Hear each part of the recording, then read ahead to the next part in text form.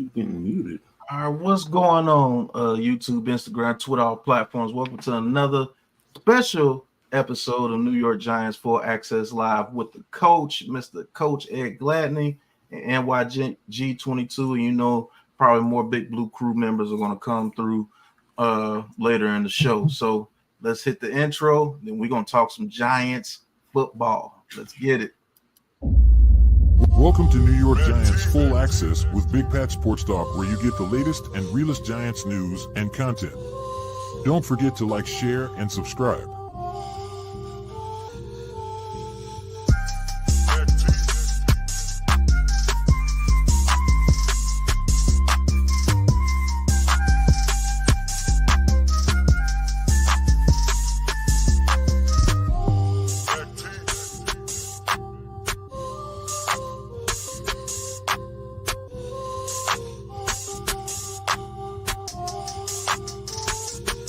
Want to talk your talk with Big Pat Sports Talk and become an official Big Blue crew member? Hit the join button in the description.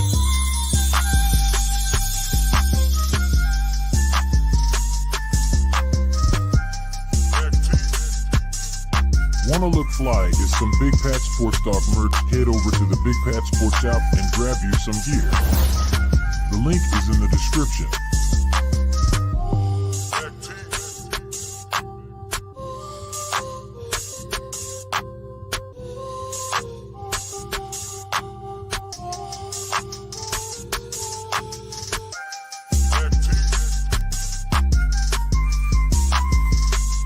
New York Giants, full access, all Giants, all the time.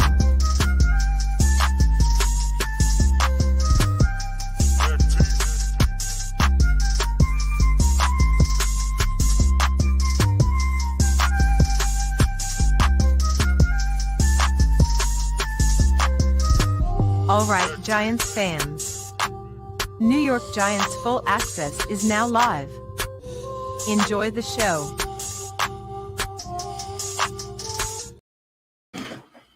All right, what's going on, fans? Thank you guys for tuning in. Lil Bulldozer and Daniel Berry Sports in the chat already.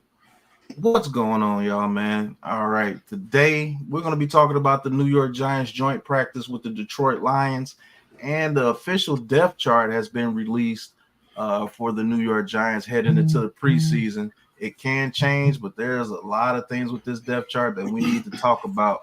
What's going on, Jarius? But first, we're going to talk about the Giants and the joint practice today. And we got the coach in the building, so you know we got to go with Coach first. Man, tell us what you thought about the joint practices today, Coach, against the Detroit Lions, man. Give us your news and notes. It was a very insightful. It was great. It was a lot of great work for both teams. But for the Giants, offensively, there was a point where Danny Jones was able to, sit in the pocket and pass the ball, no pressures.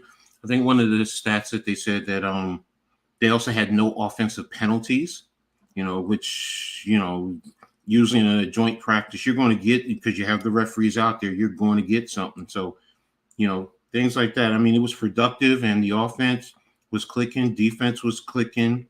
There's some mistakes here and there, but overall, this team stepped up to a team that was 12-5 and was one game away from getting to the Super Bowl.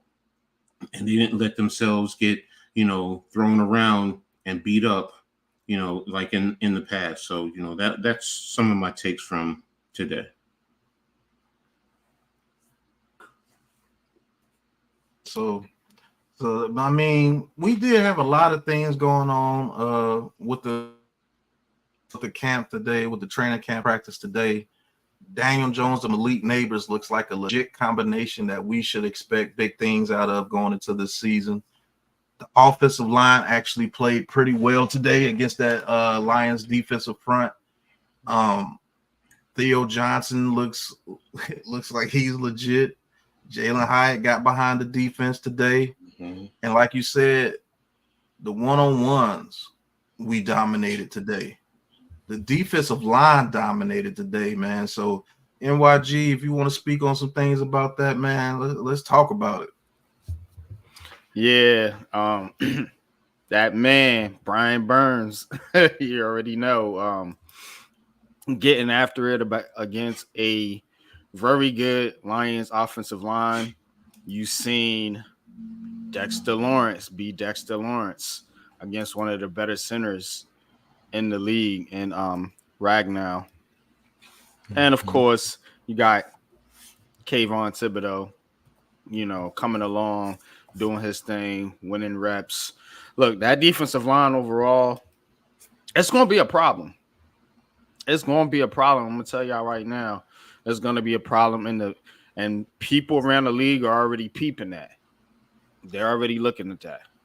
You know what I'm saying? So that's like one of the main takeaways in this practice. You're seeing a defensive line go against a very good offensive line and not dominate them, but win a lot of reps. And that's key, because guess what? We expect them to get one-on-ones, given the fact that you can't block them all. You know what I'm saying? Now we have depth there. So these guys are going to get one-on-one matchups, and you like to see them winning those matchups. That's one of my main takeaways with the defense. With the offense, you already know. It's the Malik Neighbors show, man. It's the Malik Neighbors show. Man, Malik Neighbors show, bro, not to cut you off, but man, that dude, I think that dude is going to be an absolute menace. Yep. Everybody this season, bro. Like all that talk everybody was talking before the joint practices. Yeah, you gotta find out how Daniel Jones sucks against actual teams, and Malik Neighbors is only doing that against his own team. Well, guess what? Both them guys showed out against a different team, and people are predicting to go pretty far in the playoffs. Predicting to be one of the top teams in the league, not just the NFC. And they showed out, man. Because I remember talking to Coach last year when these joint practices happened. And Coach was going, "Oh, we got big." It sure was. Man, Coach was going off during that scene. I wish I could get a clip of it, man, but he was pissed. Like, man, you don't go out there on the field to get bitched like that. And I think they took that to heart this season. And they went out there and, dare I say, they bitched the Lions in a couple of ways. And man, Andrew Thomas, every time I think this dude's strength, I got a hold on this dude's strength, pause. He shows me he's just a little bit stronger than what I think. When he hit, I think he hit Armstead so hard on that rollout block that he didn't fall because he was in shock. It's like, oh shit. And guess what? He's in concussion protocol. So yeah.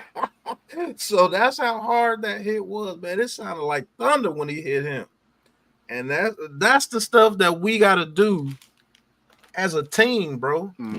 Like we got to show people that, hey, look, this ain't the old Giants. This ain't a Giants team where you think you could just come in and just bully us and got an easy victory and you laughing after the game. Nah.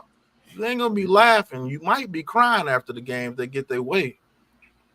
But what's going on, Wells, Nimmer? Thank you guys for tuning in. I'm just excited for this team, man. And speaking of Andrew Thomas, this offensive line showed me a little something today. And we weren't at full strength because JMS is not in there. And we had Van Rotten playing out of position. And I think Steny was at right guard, if I'm not mistaken. Yeah, it was Steny. So, what do you think this offensive line can be at full strength? And I'm not talking about Evan Neal coming back. I'm talking about Andrew Thomas, John Runyon, JMS, Rotten, and Luminor. What do you think these five guys can do for this offense this year, Coach? Once they develop a level of continuity, first of all, you're going to have good veterans on that field. So it's not just a lot of young cats on that field. It's going to be veterans out there, and they're going to be able to really effectively protect and open up the running game. I was looking at Nick Filato did a breakdown on Van Roten, and because I always heard that he's a very good pass blocker, but his run game isn't that good. But I'm here to tell y'all, I don't know what y'all were talking about. I'm looking at the film that he broke down, and Van Roten is effective. He has good fits. Now, is he a road grader? Is he just going to always move someone? No, but he takes very good angles. He does a great job in getting his head to the play side, flipping his hips so he seals the lane for the running back, and he doesn't get driven back. And he's good in the pass game where he can read the stunts. He picks it up. He does very well. Sometimes he can get a little wide and hit in his base on occasion, but for the most part, he's very effective. Plays with good hands. Look, he stayed with Dexter Lawrence. He's Chris Jones. He's blocked Chris Jones. Last year, he annihilated Bobby O in a run game. So you know what? I think this game is this offensive line is once they get comfortable with each other and really play together, they're going to be a lot better than we think. And you know what? Can they probably get to the middle of the pack? Yeah, I think so. Yeah, if they get to the middle of the pack, it's going to be trouble. Be honest with you, because if that offensive line blocks and allows Daniel Jones to step up in a pocket, because there's a difference between an offensive tackle that gets beat, but he can't push him past the quarterback, and allowing a defensive lineman to come straight at his quarterback, and then your guards are getting pushed back into you. There's no pocket for you to go to. Mm-hmm. But if we could create a pocket for Daniel Jones is showing like he has that confidence to get the ball to his receivers this year. And we're going to make some plays. But NYG, I know you want to talk a little bit about this O-line. So go ahead and let us know what you're thinking, bro. Man, I think we finally got something, man. I think we finally got something cooking. You know what I'm saying? I think we finally have a foundation. And that's what we needed. Runyon is 26. Thomas is 28, I think. Illuminor is 29. John Michael Smith, he's still young. I think he's like 25. And of course, you got the old man, Van Roten. But again, you need that veteran leadership like Coach talked about. This O-line will be fine as long as Evan Neal stays off of it. I'm just going to be honest with you. I'm just going to be dead honest with you. Offensive line will be fine. They not going to be, bottom of the pack no more, y'all. I can guarantee y'all that as long as they're healthy. Right. But if Evan Neal was out there, all bets are off. I'm telling you right now. This is the best thing for this Giants offensive line is what they got out there right now. But again, man, I think to your point, man, I think they could be mid-pack. I think that's a fair expectation. Man, just be top 20. Hopefully, yeah. 41st out of 32 offensive lines, Mm-hmm. but good grief. But man, Cave, what's going on? Another member of the big Cave, what's good, Cave? What's good, Man, fellas? Tell us what you think about the joint practices today, man. What are some of the things that you've seen out there today? Well, first and foremost, we all saw the tussle out there. Yeah. There's stuff. Now they're saying Daniel Jones he's inciting the brawl now on ESPN. You know what I'm saying? So Daniel Jones is the one that incited it. So Daniel Jones getting his street cred right now. You know what I'm saying? Yeah. As far as the practice, man. I mean, as far as the thing, man, I've seen like the passes to Neighbors, to Hyatt. You know what I'm saying? Wandell. You know what I'm saying? So, man, I'm good with that, man. The deep shots. I'm good with that. And then also on the defensive side, seeing Brian Burns doing his thing, Kayvon doing his thing. What's that? Jordan Riley, doing his thing as well. And what's his name? Jermaine Illuminor. You know what I'm saying? Tossing what's his name? Aiden Hutchinson. Not really tossing, but moving him around. Putting up that fight. And then also Andrew Thomas, laying that hit. So I'm loving it, man. I'm loving it. Mm-hmm. So we got a couple more people that came into the chat. K Saint, what's going on?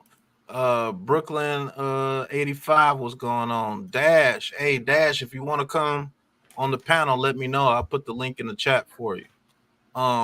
Look, even Captain and Coke 70. I hope this is Daniel Jones last year. Well, the offensive line blocks, your wish is not going to come true, sir. I'll tell you that now, because he's going to put up some stats. So I don't know. Get ready to cheer or get ready to cry. I don't know. But I mean, Curdy Kirk, what's going on? He says, can't wait to see round 2 tomorrow. Love the fight and them competing today. I didn't care about anything else until today. They didn't get punked. Right. Like Coach said every year.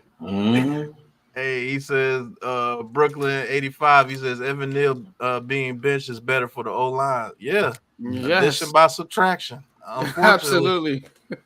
Petruzzi, what's going on, bro? Isaiah Evans, thank you for tuning in. He says, I support my Giants, but it's practice. That is very true.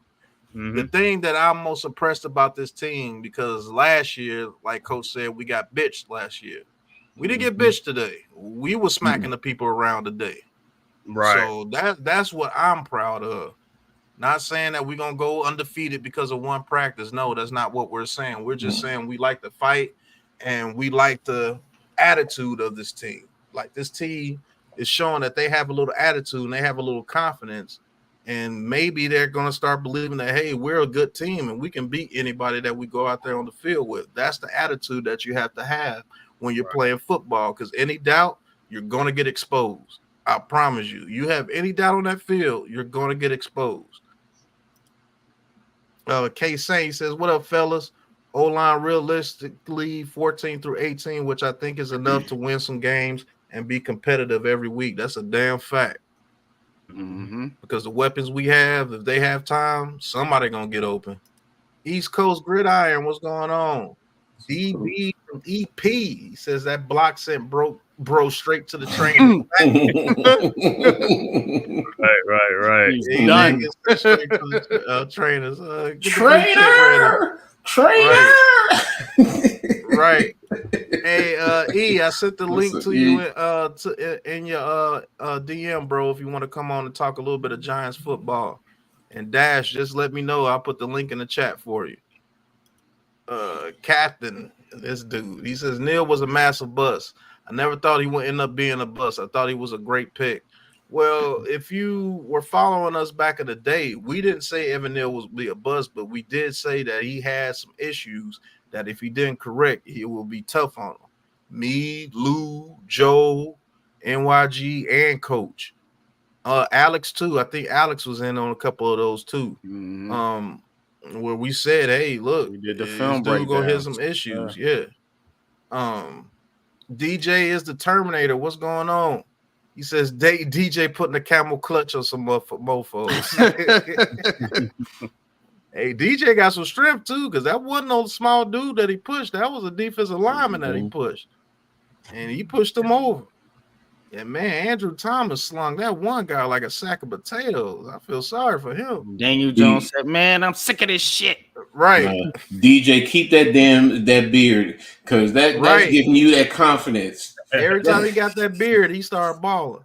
Yeah, that's that old North Carolina country backwoods beard. Right. Look. Scruffy. Dash. He says, if anything, this practice showed toughness, and I'll take that any day of the week, any fucking day of the week, and twice on Sunday, Dash. That's a fact. Ghost Dog. What's going on, Ghost Dog? He said, peace and salute to the Big Blue Crew familiar. How about them Giants? Yeah, I think they did pretty good today, man. This dude who's always saying hateful stuff on Twitter. Oh, the Giants ain't gonna do this. The Giants ain't gonna do that. Oh Lord, yeah. Oh Lord. Hey, why don't you say some other stuff today? Where were you today? You weren't on any of my posts on Twitter today, sir. When I was posting some stuff on Twitter today. Daniel Jones didn't miss too many passes today, huh? So you guys didn't have anything to talk about, huh? Okay. Ghost Dog says, been saying he needs to keep that beard for a minute now. Facts. He need to let it grow out. Coach, Dad says, I'm with Coach. Keep the beard, DJ. Facts. Oh. DB from EP says, y'all saw Dex and Burns pull up and defuse one of the scuffles. They wanted no smoke. Yeah. Now, that was funny, too. And Dex is a huge dude. Pause. Because Brian Burns ain't no small dude. And Dex was standing behind him. And it was like, damn, Brian Burns looks small compared to Dex. When Dex came over there, everybody was like, all right, get it together. Now I want this monster coming over and starting some stuff. Like, nobody wanted no smoke with Dex. Dex barked a couple of words, and everybody just went back to practice. But, yeah, it is what it is. With a dude, I think Dex was 6'5", 330, 340, and still super athletic. That's crazy. It's kind of unfair. Yeah, I know who you are, Mr. Rainey. Believe me, I know who you are. Cam, what's going on, Cam? Thank you for tuning in. He says, Cordell Flott is a liability. We need McLeod on the outside or sign a cornerback after the 53 roster cut. That's the next subject I'm going to get into. Cam. Give me 1 second to catch up the chat, and we're going to talk about that comment that you just put there. BK Godson, what's going on, bro? I ain't seen you in a little minute. Hope all is well. He says, DAWGS dogs. Seen coaches wearing these shirts. Team moving with that dog mentality. Love it. Shout out to the panel. Yeah, those shirts are actually dope. That's probably Malik Neighbors' new clothing line, dog, because that's what he is. Facts. T. Rainey, he says, man, he did all right, but the season ain't started yet. That's true. Can't disagree with that. Yep. Jones should keep that beard. Jarius, he says, we got some dogs out here. Out there. Mindset is different. Neighbors on offense, Burns on defense. They rubbing off on the rest of the team. Paul. He said, if I can't post when he doing bad, I'll post when he does good. You don't post when he does good, though, sir. You only post when he does bad. So you might not get a lot of posts this year, Mr. Rainey. I'm just letting you know. Book in. Thank you for tuning in, bro. Appreciate you tuning in. Ghost Dog says Dex could only be a giant in life. Laugh out loud. That man is superhuman. Yeah, that dude's ridiculous, bro. And it's kind of, like I said, it's kind of unfair. K Saint says, how about the Rook Drew Phillips bring that dog mentality? He said it on I think he did say that on Hard Knocks. And he actually had an interview today. Now, he said that he was a little disappointed in his attitude today because he's normally a guy that doesn't want to start fights, but he will stand up for himself. And that's the thing. You got to stand up for yourself. And I'm glad he did that. I'm glad DJ stood up for himself. Hell, I'm glad his offensive line stood up for themselves because they've been getting bitched for a long time. Forever, yo. Right. So, but to get back to where's that comment? The Cam's comment here. Cordell Flott is a liability. We need McLeod on the outside or sign a cornerback after the 53 roster cut down. E, what's going on, E? Peace, Kings. What up, everybody? Yeah, we're going to talk about Cordell Flott for 1 second. And I know you guys have your opinions about Cordell Flott being the cornerback number 2. The only weakness we had today, as far as the Lions, for what I have seen, is that they attack Cordell Flott. They attack Drew Phillips a little bit too, but that's Amon-Ra St. Brown. He got a catch or two on Drew Phillips, but you expect that. He's a great player. But Cordell Flott was getting burnt by freaking Jameson Williams, who's either been suspended or hurt throughout most of his career so far. And he was making Jameson Williams look like he was freaking Roy Williams or somebody out there. So what are your guys' expectations for Cordell Flott? Let's just say he is the cornerback 2 going into the season. Week 1, Justin Jefferson, Jordan Addison, Wright. What are some of your concerns about Cordell Flott? Or if you have no concerns about Cordell Flott going into the season, I'm gonna start with Coach, and then we're gonna go through the panel. But tell me about Cordell Flott heading into the season. He is our cornerback 2 in this scenario. What I've seen, what little bit I've seen, and all indications, he's a liability. He really is a liability. I don't know what it is, if he's just lacks confidence or what. I mean, being out of position, blown coverages, or contributing to blown coverages, that really stresses the entire defense. And right now, my confidence level with him is probably on a scale of 1 to 10, 9.5. I'm that concerned with him, and his ability to produce out there on the field. And when you go over the depth chart, it's gonna even show how much more I'm concerned, with him and his play right now. We definitely have to get someone out there at cornerback 2 who can step up and man the position. I mean, seriously. I mean, whether you're playing zone, whether you're playing man, don't force our coaching staff to always have to play a few coverages because said player is not grasping the back end coverages. So again, I'm really concerned right now. I'm to the point where they need to sit him down and get somebody else out there, because I consistently hear problems, and what little bit I've seen, it's not good. So you said a 9.8 out of 10. That's ring the alarm. Mhm. So Mhm. okay, go ahead, NYG, spit your unpopular opinion. Coach said it, man. Cordell Flott is burnt toast, man. He's burnt toast, man. He's look, man.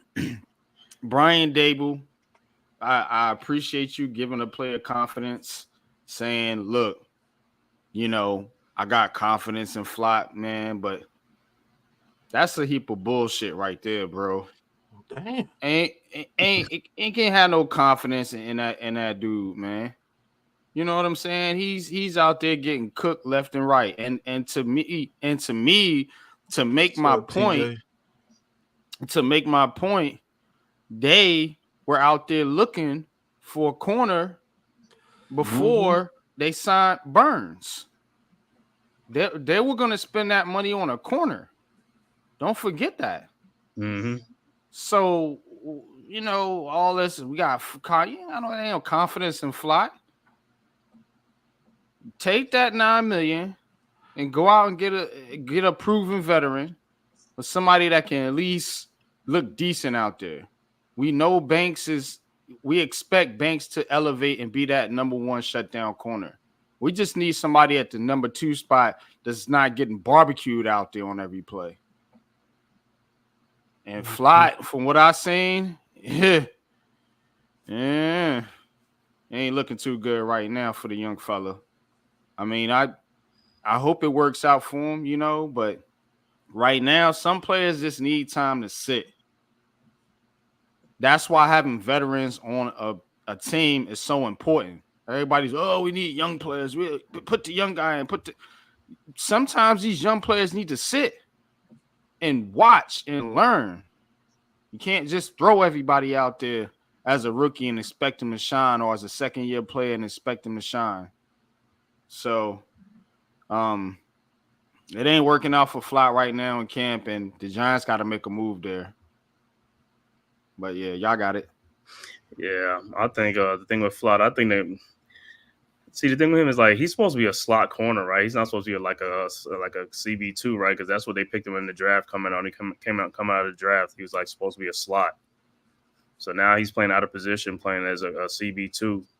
And then, like I said, it's a shame bonuses with a new system and stuff like that. And for his part, I think the preseason, we'll see if, like, you know what I'm saying, see what the Giants do, if they're going to be really concerned, like, by the preseason, if he's not really playing up to par or something like that. And then, like I said, I agree with NYG. They're going to go get a cornerback too. But like I said, for the most part, his play could be covered up by the defense, by the defensive line, if they could get to the quarterbacks and stuff like that. And, you know, that'll mask some of the problems, you know what I'm saying? Or he might pick up his play. But as far as that, I think he's out of position as CB2. I think he's a slot corner. Real quick, man, Cave. That's a good point you make with the defensive line, you know, possibly covering up some of the deficiencies in the secondary. But we got to understand, as good as our defensive line or as good as we expect our defensive line to be, you can't pressure and sack the quarterback on every play. So at some point, your secondary is going to have to hold up. You know, when you're going against those top number one receivers and against the better quarterbacks in the league that can get the ball out quick, it's gonna be some problems. I'm telling you, unless they need to get that fixed. But go ahead. No. That's what I'm saying. Like, you know, by this preseason game, like I said, they'll know like within the first second preseason game, like, you know what, I don't think he's ready. We just gonna go get, which I think they are gonna go get a cornerback anyway with the money that we got left and stuff like that. So that's why I think we're gonna get a cornerback. Or now, unless if Flott turns it around during the preseason, man, you just never know. The light bulb might go off. Yeah, it's possible. You never know. That's true. You gotta get him some real game reps to really see. But if you're still there, man, what you think about Cordell Flott, brother? I am definitely right here. My brother's joining the greatest panel in the world. You see how I did that? Right. You see how I did that? Hit that like button. See how I did that, right? Hit that like button. Feel me? Act like y'all know what time it is, man. Like and subscribe to these brothers. Show your support, your love. They out here doing it, what they need to do to make you guys get that education. And like I said, you will not leave whence to how you came. So shout outs to you brothers, man. Thank you for having me on. But the first thing that comes to my mind when I hear Cordell Flott's name is, I couldn't help but notice your pain. My pain. It runs deep. Right. Share it with me. Yo, he is in pain. You hear me, bro? Mr. So T. much pain. What's your thoughts on this fight? Predictions? Pain. He looks like I'm going to be honest, gentlemen. I was there. He was right in front of me. You was at absolutely, today, brother. Right? Shout out to Danny Durag, aka D Murder. So tell us what you seen out there, brother. First of all, brothers, let me just say this to everybody that's listening. Thank you for putting up with me. I've seen an offense that it can be opportunistic when they get a chance. If they give that boy time, he's making throws in practice that we've never even seen him make in games because he's never practiced them before. He led Hyatt today, and if he didn't lose his own feet, a lot of people thought, it could have been a better throw. Bullshit. I was right there. The ball went exactly over his shoulder in front of him, and the fact that he led him like that, which is perfect, he tripped up a little bit, so he wound up stumbling. I don't know if y'all saw that play, but that's a touchdown if he stays on his feet. He stumbled on his own. He didn't overthrow. He didn't mislead. The ball went right to his hands over his shoulder. One of the things that I was talking about and to emphasize on the offense is scheme-wise. I think a lot of people won't know what Brasillo's scheme is, but it's definitely going to be something in the zone, run zone scheme. It's going to be the zone. It's going to be a zone power scheme. He has the guys, the Hogs, to do it. So we're going to see a little bit of a mix-up. It won't be what we saw with Saquon Barkley, which was more gap zone, but we're going to see some good things out of that. I'm not going to give too much away. But on the defense, yo, man, it's going to be tragedy for a lot of teams out here. They're really, really, really going to feel the pain of the New York Football Giants. And I say that respectfully because they got a chance to take out that frustration that they have with one another every day today against somebody else. See, it's a different type of vibe when you play against comfort and then when you play against uncomfortable. You can smile and shake hands at the end of a practice with your brothers, but at the end of one of these, it's a straight FU off the cuff. You feel me? So today was more FU. You come into my building, you've been here before, but I don't really respect you. I don't like you, and I got something to prove against you. So when Jared Goff was out there with the ones, he was struggling, bro. He was struggling. I don't know what highlights they sent anybody, but Jared Goff was struggling against the ones on defense today. And Danny, aka Do Rag, aka D Murder, let it be known. I don't know what's going on with him right now. I mean, he might have hit that Zaza, but he was dead. Yeah. Listen, I don't know what was up with him today, man. He was really bugging out. Danny Demons. I don't know what we gonna call him, but he had some things on his mind. He made some great throws, some great decisions. But the one thing that I saw, which had nothing to do with him, but it was pertaining to him, was the fact that he had time. I don't think he's used to 3 seconds in the pocket. Nope. He was able to scout, able to scavenge, able to look around, able to be a quick decider against the ones on offense. Aiden Hutchinson and them boys wasn't letting up. This wasn't no light practice. They was out there battling and fighting today, man. And for everybody who was out there today too, shout outs to them. Shout outs to Chef Ronnie. Shout outs to Gringo Scoob. There was a couple of other people, Trina, aka Love One, Giant Sing, a bunch of people that was just there today, you know, that I want to say shout outs to. And thank you guys for letting me give you a little bit of what I saw today with my own eyes. And I'm telling you right now, man, a demonic defense and an opportunistic offense. We got one of those. Okay. But I need you to tell that to your same difference on your about Danny Dimes. Oh yeah, he gonna learn. Don't worry, I've been posting. Demonic Danny, Do-Rag, aka D Murder. We good. Rag Daddy. But but based on all you guys' analysis about Cordell Flott, this is where he's going. Looks like we got another one! On the ground!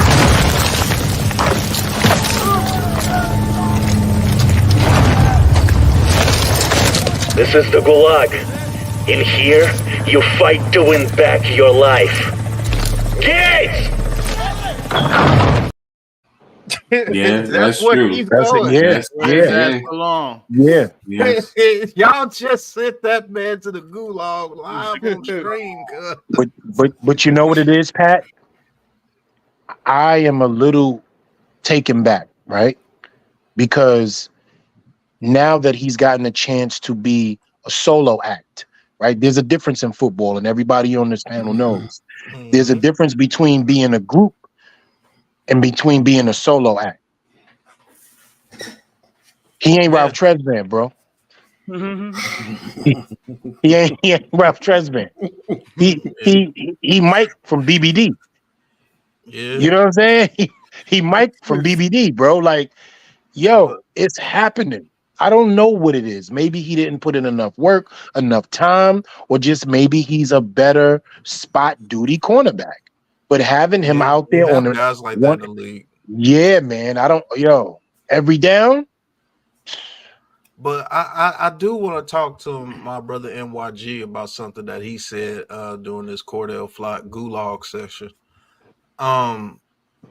You said you calling out Brian Daboll on some bullshit when he said that he had confidence in Cordell Flott.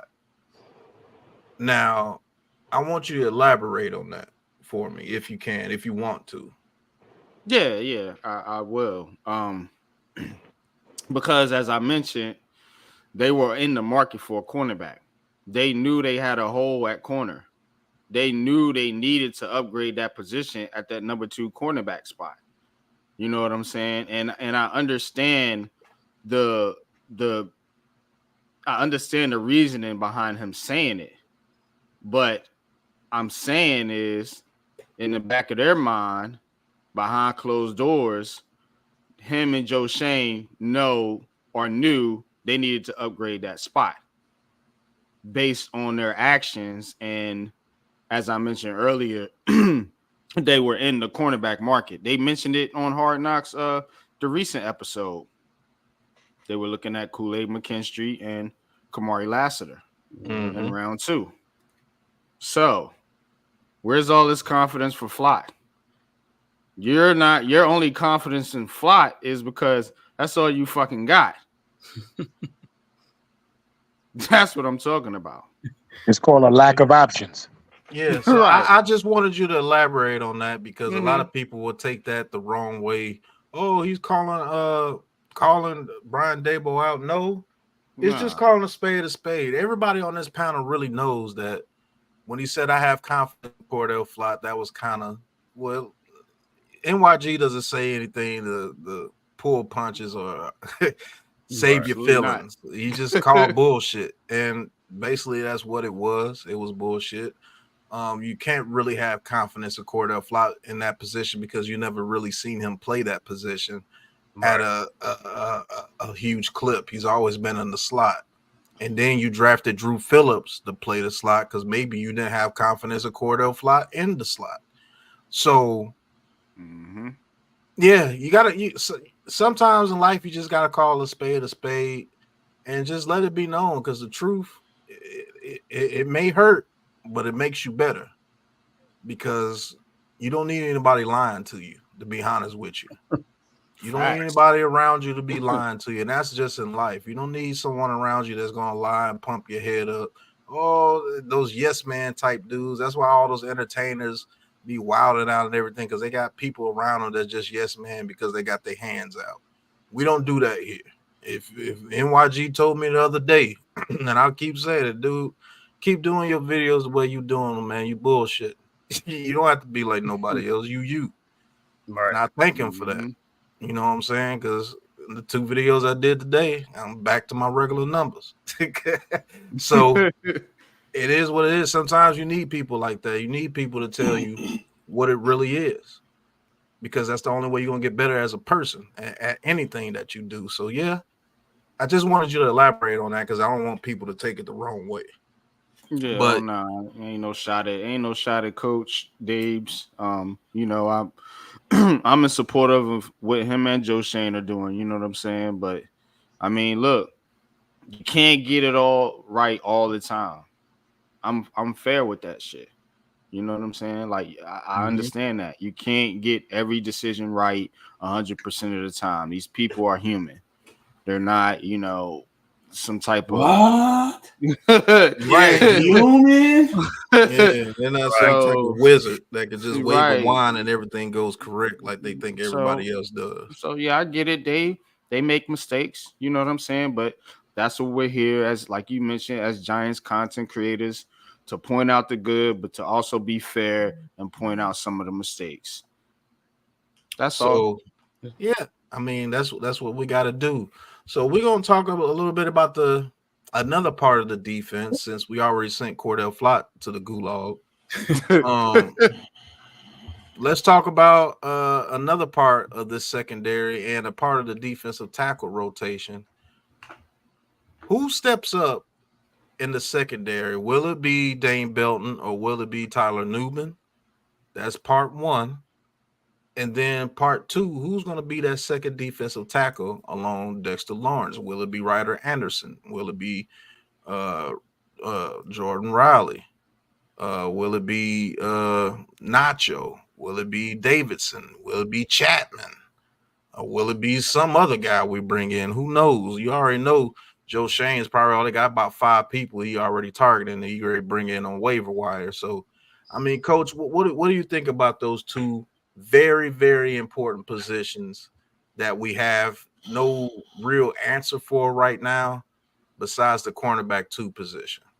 I think your safeties are going to be Belton and Pinnock right now. Number one, Newman is still coming back from an injury. He's still learning, even though he's uber talented, don't get me wrong. But Belton, he's been in the system a little bit long. He is showing me a lot more confidence out there. I mean, heck, with that fight, he was right in the middle of it too. So, he's just playing at a different level. And plus, I think they have the right type of scheme for him. So, I think he's going to start the season with Pinnock at the safety position. As far as the DT, I still think it's going to come down to the wire. Between Anderson and Nunez, and it really depends on more of, I think, the opponent that you're facing. If you're going to be facing more of a run-based team, it might be Nacho because he's a better run player, a run defender. I'm not saying Anderson isn't, but he's more astute in the run game. And Anderson, has a little bit better pass rushes than Nacho. So I think it's going to come down to those two in the end. Jordan Phillips, just I don't know what's up with him. So, and I think Chapman will eventually take him. It's just that he's a rookie. I mean, that kid has quickness. Every reports indicate that he's extremely fast off the line of scrimmage, and he's going to get the opportunity in pass rushing situations to take advantage of the offensive players, offensive linemen that are out there. But the DT, I think, is going to come down to Nacho or Anderson. Unless for some reason it's somebody who really gets cut by another team who they feel is just a can't miss, and they're going to snatch him up. I feel you on that. Those two positions are up in the air, but I do believe the safety position, unless Newman comes in and has an excellent preseason, I do believe it's going to be Dave Belton and Pinnock. But NYG, what you think about it, brother? Those two positions. As far as safety is concerned, I agree with Coach. I think it's going to, man, like I put it out there on Twitter, and y'all can stamp this as an unpopular opinion, or maybe it's not too unpopular, but I think Jason Pinnock is the most underrated player on this Giants defense. Like, that dude makes plays, and he's around the football a lot. You know what I'm saying? And he's going to, I think him and Simmons on the low, they're going to be keys to this defense. You know what I'm saying? Especially when it comes to guarding the tight ends and running backs that we're going to be facing. So that's something to look out for. But I think it's Dane Belton initially, like Coach said. I think Newman's a little bit behind, given the injury and just given it takes time to learn that position. And you have Belton in there who's already been in been in Dable's system for a while now. So I think they want to give him a shot to at least, initially start as they bring Tyler Newman along a little bit slower. I think maybe that's their plan. Now with the defensive tackle next to Dex, it's hard to say who it's going to be, but I'm going to tell you who it needs to be. It needs to be Jordan Riley. And I'm going to tell you why. First of all, Jordan Riley's a draft pick of Joe Schoen. And Joe Schoen has to – some of these draft picks start to have to be check marks. Like, we can check those off like, all right, hit. Oh, that's good. That's yada, yada, yada. So I want to see Jordan Riley take another step in year 2, and he's shown flashes. That's reason number 2. Like, he's shown flashes. We see potential for him to be like that. Can be a fearsome front four if Jordan Riley can get after the quarterback like Dex, and you got those two big monsters, Pauls, with Thibodeau and Burns, and you can rotate Ojulari and Nacho and the rest of them in there. I mean, damn. But I want to see Jordan Riley take that spot. I think that would be a big deal to me and that would be a big deal for the Giants because that means, look, you gotta book in D tackle next to your superstar. You know what I'm saying, for the long term, because he's a rookie and he's under contract.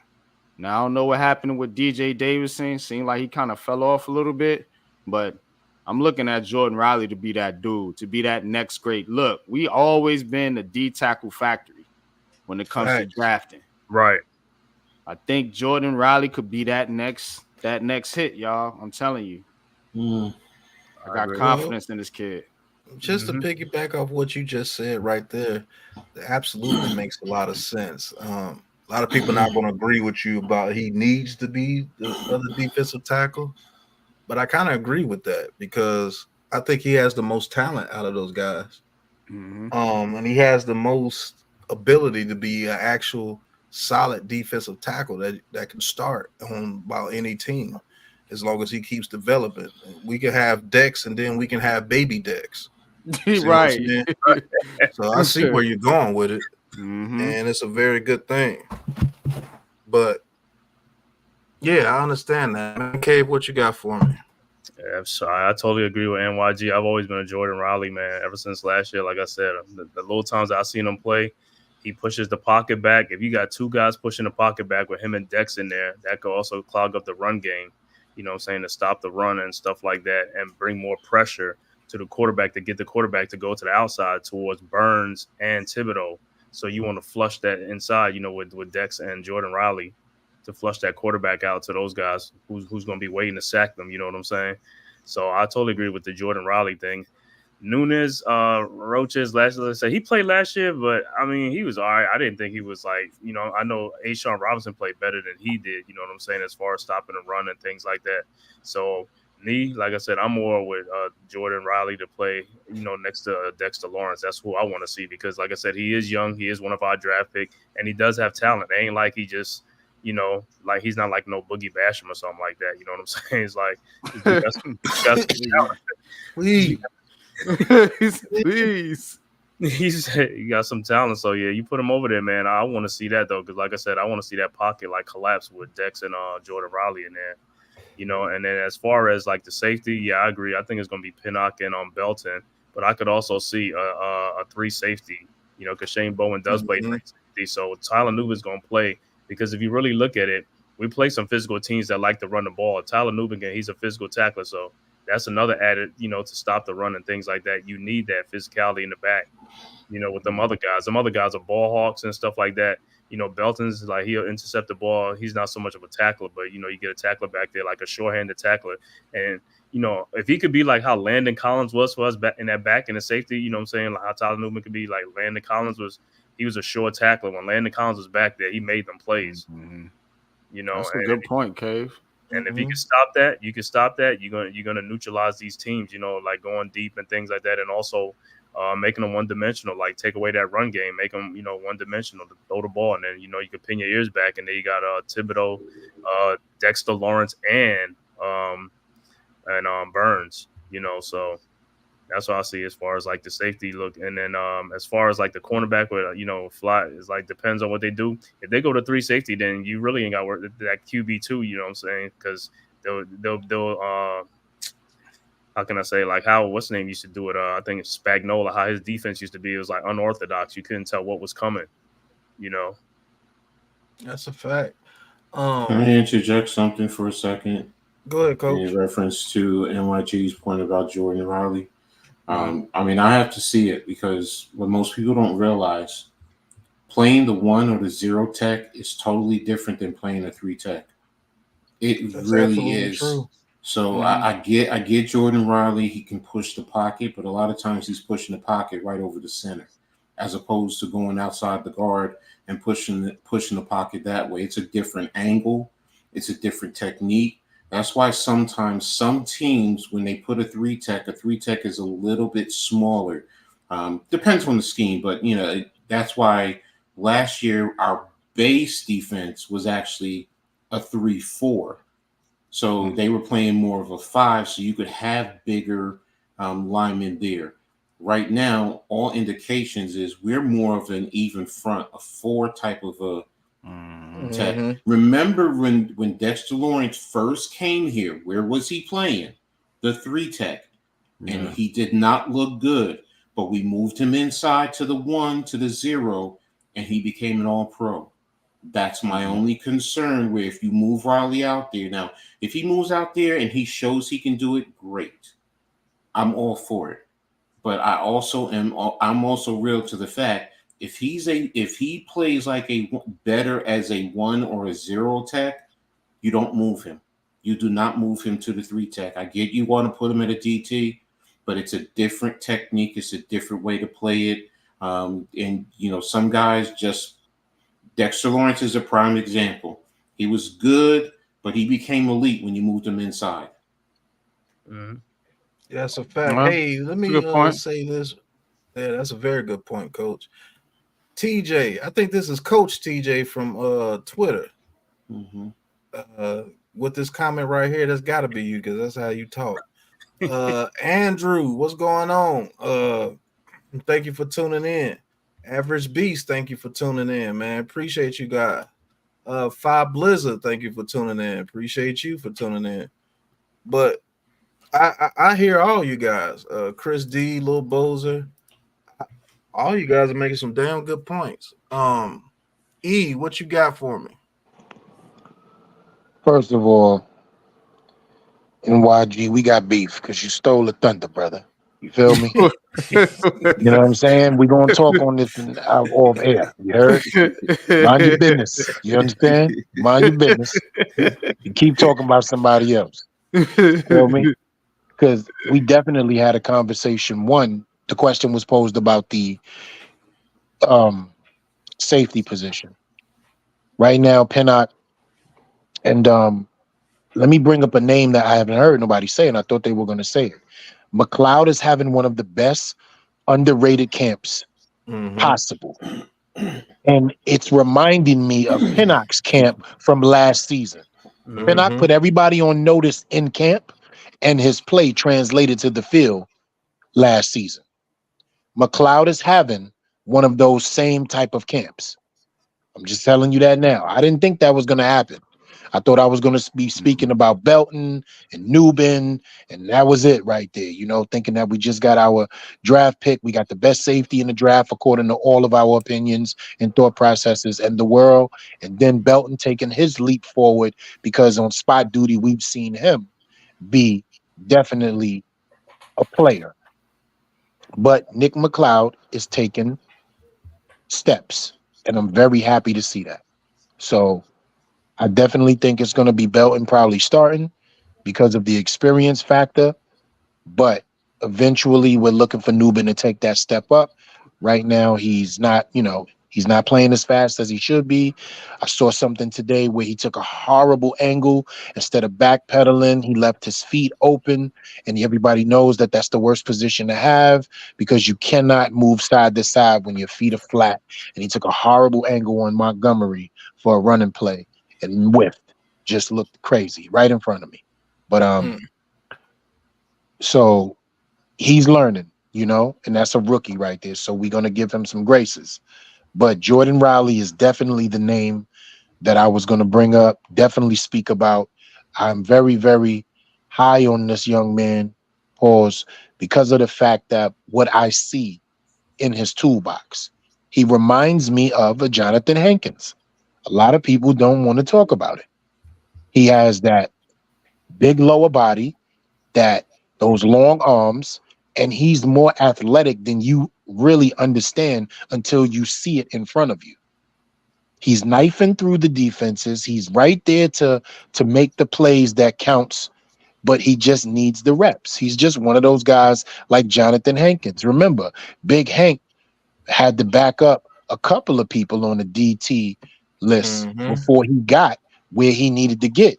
And they finally found him 3 techniquing it and saying, you know what, this is where he's best at. And I think that that's going to be the same situation for Jordan Riley. Now, don't get it twisted. I don't know what's going on with DJ Davison.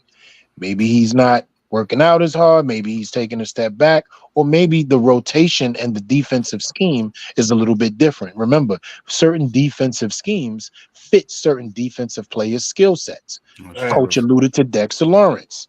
We had him in the wrong position when we had Pat Shermer and those guys, right?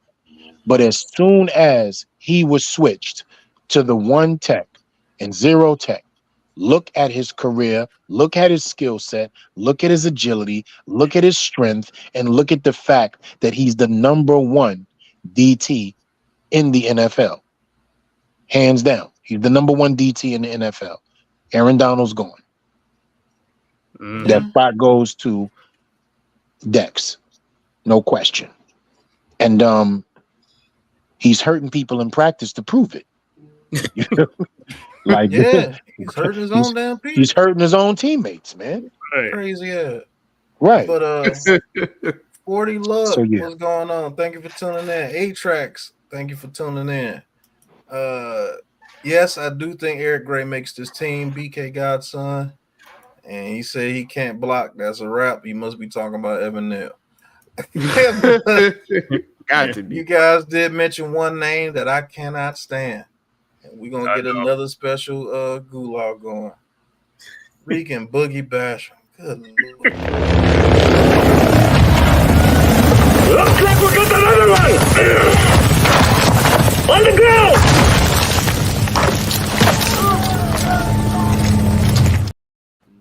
Can't stand that man. But Agreed, Pat. You hear me? Agreed. man, when you look He was like a my speed nepotistic out there, hire, bro. man, I could give you that yeah. speed out there, bro. What we That's give? We gave up a crazy. 6th-round pick for him. 6th-round pick, right? Yeah, something like that. But you all you guys made some damn good points in your own way about those two positions. That's why I love this panel, man. I actually can agree with it. Just about everything you guys say in certain ways. A lot of people not going to agree that Jordan Riley needs to be that other D tackle. I mean, but I do believe that's the guy that should be able to go to the forefront and be that guy that we can count on opposite of Dex. Now, when it comes to the pass rush situation, I think that's a toss-up between Chapman and Ryder Anderson. Mm-hmm. If we want to do a pass rush situation with a dude next to Dexter Lawrence. Or can we get it to where Ojulari would be that guy when we have you in 3rd and long and just send Ojulari, Burns, Thibodeau, and Dex at you? You see what I'm saying? I want to get to that point too. Like 3rd and 10 and 3rd and 12. Yeah, let's send those 4 monsters out there. And we got 7 people in coverage. We should be good. Alex, what's going on? Beto A777, he says, great panel, underrated. Yes, we are underrated. That is very true. Until we hit you with them old man punches. Right. He said, I heard Nacho had a really good day is learning more about being a pass rusher. Let me tell you something about Nacho. He might just be a fill-in, man. I don't believe Nacho is going to turn into that guy that gets paid next to Dexter Lawrence. And maybe hopefully I'm wrong. You know, he can turn into that guy, but I just don't think he's that guy. And I don't know, man. I think he's just a starter right now because of experience. Absolutely. Just to be right. just to be He's, honest with you. Absolutely. He's Absolutely. just a guy. That's you Absolutely. hit it when you said it. He's just a guy. Right. He is. You know what I'm saying? Because he got put on both knees by Kubas, an undrafted rookie. And I mean, he was like he was praying out there. Like, God, Bow your heads. yeah, what type of strength Kubas got. Oh man. So if Kubas is doing that to you, I'm quite sure the offensive lines we're going up against aren't going to have too many issues. He with got Nacho. enough strength, Pat, to open up a bag of nachos. See how I did that? See how I did that? Cheese and chili. But yeah, damn, man, that was crazy. I was like, man, that was kind of embarrassing. Yo, I didn't But, realize how small Chapman is, brothers. Yeah, Chapman's like my height. He's know how about my 6 height feet. I think he's about not 6 feet. Because I'm almost, I'm telling you, he's from where I'm at. He's right here in Shreveport from where I'm at. I almost look him eye to eye. Yeah, I didn't know he was that. I took a picture of him. I'll send it to you guys later on today. He was like the baby of the DT bunch standing there. I'm like, yo, But you he know is, what? People say yeah. that about Aaron Darnold too. Mm-hmm. I'm only like 5'10", 5'11", and I'm almost looking at him. So he The might be shorter 6 guys foot. got that lower center of gravity. Yeah, And they he got got that that right, speed to go with it. and He they got can that get speed to go with underneath. it. Mm-hmm. Yep. Yeah, But you know, So if Dexter Lawrence is taking 2 people, he got that speed to get around Dexter Lawrence pretty damn fast to get in there and sack somebody, which he's is doing. Like Alex said, Elijah Chapman was working his ass off today. Yeah, that dude works, yeah, man. I think he's yeah. gonna make this roster. He's hey, underrated. He's underrated strong too. For Yep. his center of gravity, he can anchor for a defensive lineman. He's strong. He's a great anchorer. Like, yo, today they wasn't moving him back. What I look for when I look at D line versus O line, I want to see if you got grass kicking up out of your spikes, if you being pushed back. Not today. Mhm. He was a straight young Wolverine. So I mean, he could be like yeah, TJ, I'm only about 5'10", 5'11", and Chapman's like right there with me. So he's about 5'11", 6 foot. Yeah, I'm almost 6 foot. I ain't short, man, and he I could still be. knock somebody out. But Oh, Do you, do you guys have any more questions about the actual practice or the roster today before we get into the schedule and probably head out tonight? one thing I I want to mean, the say depth real chart. quick for those that weren't there, right, Pat? I just want to give some people an observation. Today's scheme was a lot different than any other time we played offensively. What We was was the scheme? pushing. There was a lot of pull. It was a lot of zone stretch. Today we played some zone stretch instead of zone gap power. We played a lot of zone stretch for today, just to get some angles on these defensive players for the Lions. Please do not get it twisted. They Yeah, have he a was top there, 10 Alex. defense. They have a top 10 defense. So for them guys to move them around and pull Illuminor like that and have him on Aiden Hutchinson and letting people know you're not touching my quarterback, there's a different attitude with this offensive line. I'm not saying that we're going to be world beaters. I'm just saying we're not going to be Daniel Jones breakers. Mhm. Yeah, that's a fact. I want to say this too, you guys. Um, pull up Nick Filato's breakdown of, I said it earlier, of Van Roten. The man's run blocking is much better than people are giving him credit for, and he takes proper angles in the zone scheme, and he works very well. It does. Mhm. It's not just Lunor. He works very well with the center, and his ability to flip his hips and seal the alley in the block in the run game is just immense. I was pleasantly pleased when I was sitting there watching this film, and of course we already know he pass blocking he's elite, but I just highly recommend you guys, because I'm just so amped to watch him in this game live in a regular game. And I get what you're saying, Alex. The thing I will say to you guys too about him playing center. If you look at the depth chart, he's not listed at center, and for him to come in this week and start at center in a dual practice, that speaks volumes to the other guys who are there. That's More not about him. That speaks to the guys who have already been here, and you're gonna let Facts. somebody come in and start, and he's only been here in not even a week. That's an indictment to the centers that we already have here. That's an absolute fact, coach. Because if they feel a guy that's playing out of place is way better than you to start immediately, that says a lot about our backup centers, man. That's kind of scary. It Yeah, also that says a lot about skill set from a guy who was positioned to be the possible right tackle due to our injured right tackle playing against the guy that he already has, you know what I mean, camaraderie with, he's in sync with, in his old teammate in Illuminor. Now he moves to the center position, right? And he's able to shore up that line and anchor in 1 week.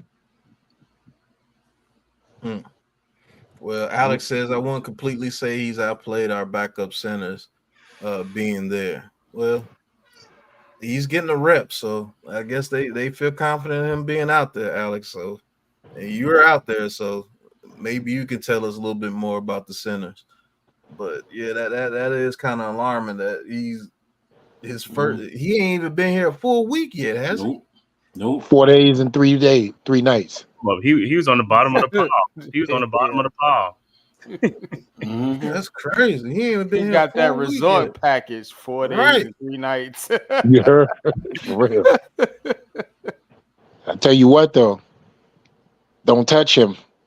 You see who his protector Oh yeah, is. man. Don't touch him. You see who his protector is. Don't touch my friends. Hey, Pat, what no say? Oh, he said, No says, what's going on, No? Thank you for tuning in. Good to see you, brother. He says, Pat Fellas, question. Anyone here fond of Big Blue Online podcast? That dude, Tim, how can you be a fan pessimistic? Listen, bro, me and that dude got a history, bro. That dude literally challenged me to a debate on his channel and backed out and tried to get my channel taken down because he was scared of me. Point blank, period. That dude will never say another word to me on here or in real life because he already know what it is. So I know who you're talking about. Actually was doing a show with him until he backed out. And that's when I met Lou. And that's when the Big Blue Crew was started. So I do give him kudos for being a coward and allowing the Big Blue Crew to be formed. So I at least give him that. But other than that, that dude's trash, bro. Like he panders to fans. He brings up black quarterbacks every year, and people just float to, oh yeah, he's talking about, dude. You don't even know he's just pandering to you just to get your little view because you're so gung ho getting rid of DJ. This is the same dude that compared DJ to Tim Tebow. You know what I'm saying? Wow. So straight up, it's ridiculous. You doing a depth chart, Pat? Yeah, I'm finna bring up the depth chart now. Let me get off that clown. But we're gonna look at the depth chart right now. Thank you, Coach. We're gonna get on the depth chart right now. As you know, the official depth chart was released today, and can you guys see that pretty good? Yeah. Okay. The official depth chart was released today. So basically, at the receiver 2 position, they have Jalen Hyatt / Darius Slayton, which I said they would do. I do believe they're going to split snaps until one of them shows that the other is not good enough to outbeat me to be the receiver 2. I do believe that's going to happen. And believe it or not, I think Jalen Hyatt is getting first crack. Looks like they're going with the youth movement with the receivers, and you can actually tell in the body language of Darius Slayton during training camp. I'm not saying that he looks disinterested or he's just slow dogging it. It's just you can look at his face and just tell body language that he already knows that Jalen Hyatt is going to get the first crack to be received. Yeah, he probably wants out at this point. Yeah, and I'm coming off the bench this year, so you're benching me again. First time you benched me, you really didn't believe that I had any skill, and then now the second time you benching me for the young fella. So don't be surprised if there's like a surprise trade or something that happens with Darius Slayton. And I signed the dumbest contract in wide receiver history. Let's get that out. Yeah. The slot receiver is going to be Wan'Dale Robinson, obviously, backed up by Isaiah McKenzie and Gunner. Right tackle, they got Jermaine Illuminor. Right guard, they got Aaron Stinney. Center, John Michael Schmitz. Left guard, John Runyon. And left tackle, Andrew Thomas. Running back, Devin Singletary. Number 1 receiver, obviously, Malik Neighbors being backed up by Isaiah Hodgins, Robinson, and Bryce Ford Wheaton. What's going on, Lou? Number 1 tight end right now is Daniel Bellinger. Lawrence Cager's backing him up. Chris Manhertz, then Theo Johnson. And quarterback, Daniel Jones, Drew Lock and Tommy DeVito. Now, the surprises here are that they have Aaron Stinney at right guard instead of Greg Van Rotten.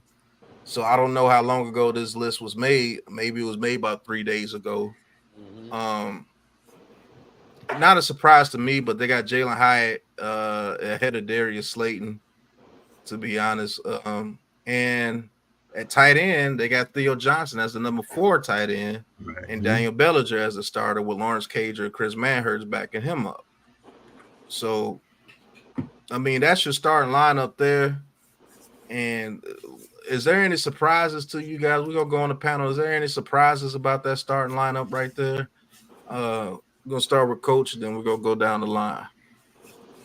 I mean, Van Roten eventually is going to, supplant, in my opinion, supplant Stinney. But other than that, no. I mean, everything else is, it's up. This needs to be updated because Jay Sean Corbin was let go today also. So, but yeah, other than that, no, everything is offensively. No, this, Miles Boykin, Dennis Houston, as far as the receivers, there's no major surprises there other than that.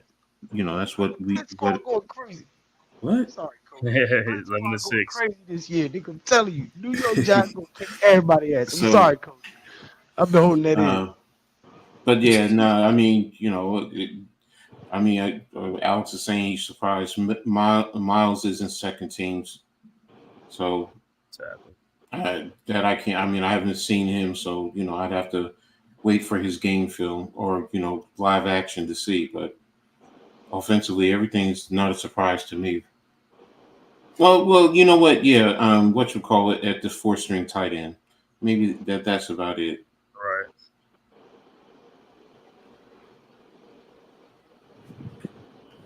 All right, NYG, what you got?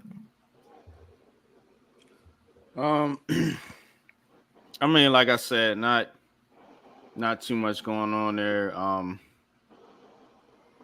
Definitely surprised to see Daniel Jones as QB1. Nah, let me stop. Danny Durag, aka D Murder.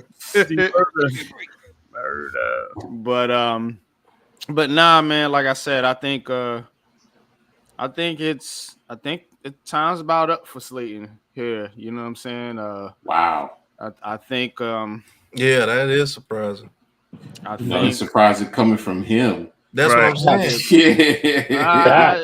It feels like it's about feeling in the air.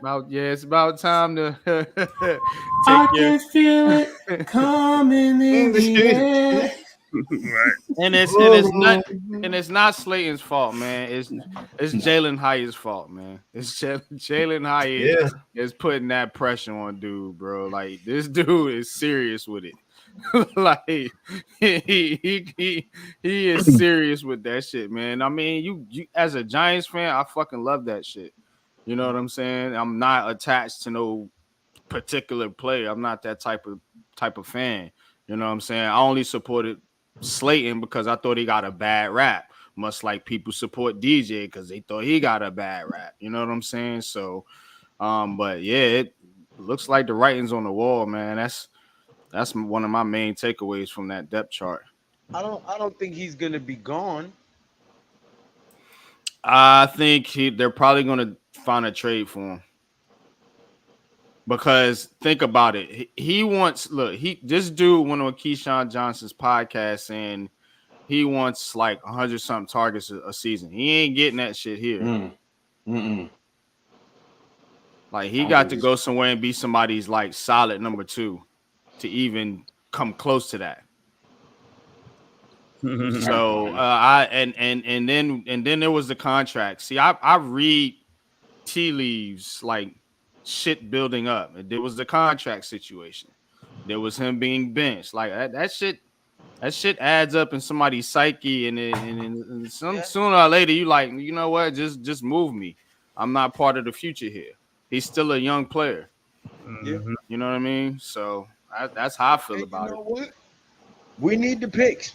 Go ahead and get a 4th-round pick for him, 5th-round pick for him. Yeah. To add that compensatory pick we're gonna get for you know what I mean? Actually, if Kate Saint is still watching, he actually had a very good thing about Darius Slayton in the trade. He said trade him to the New Orleans Saints and get Marshawn Lattimore back in return. Ooh, that'd be nice. Mm.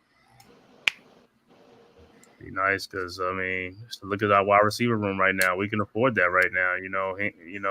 We got some dogs in there now. You got some depth, definitely, man. And I mean, if you let Slayton go and you want to keep Ashawn Robinson or Hodgins or somebody on the roster, you can still do that. You can make room for a guy like maybe McKenzie or somebody as depth for your slot guy.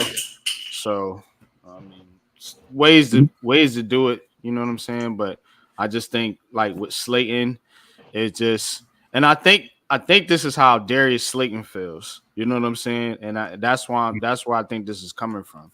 I'm just seeing how like Pat said, just kind of reading between the lines a little bit and how he kind of taking shit. You know what I'm saying? So Can I give a different POV on this, my brothers? You got it. See, the problem is not nothing that anybody said here. The problem is something totally different. It's called Malik Neighbors. It's called Malik Neighbors. You see, we've been so used to looking at a number 3 receiver put in a number 1 wide receiver position, we forgot what 1, 2, and 3 actually look like, and your ass got to fight to be in between 3 and 4. See, he's never been in a fight before because we've never had anybody over him. So that's why he was the leading receiver due to a lack of options. Now, you see what a number 1 receiver look like. If Darius Slayton didn't talk about getting paid and taking the worst contract in wide receiver history for incentives, would we actually know who he was on this team? He has gotten no press except for his commentary. He's gotten no plays in practice that made him look like, okay, he's the guy. There is no excitement around him because you know why? You have that dog in Malik Neighbors, that developing receiver in Jalen Hyatt, that slot lockdown in Wan'Dale Robinson, and they have even formed a bond. You ever notice when they do that little Spider-Man point at each other, he ain't involved? Yeah, it's just the three young guys. It's just the 3 of them. He's never had to deal with that type of pressure before, and he's looking scared. Let's say what it is, okay? He's looking scared.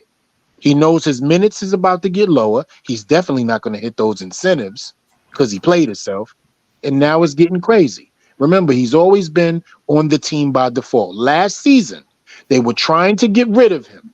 If it wasn't for an injury, he would have never been here this year. Let's get that out there. I disagree with that, but yeah. Remember, they were trying to trade him away. They were. Okay. So if they were trying to trade him and there's no injury, right? He's not here.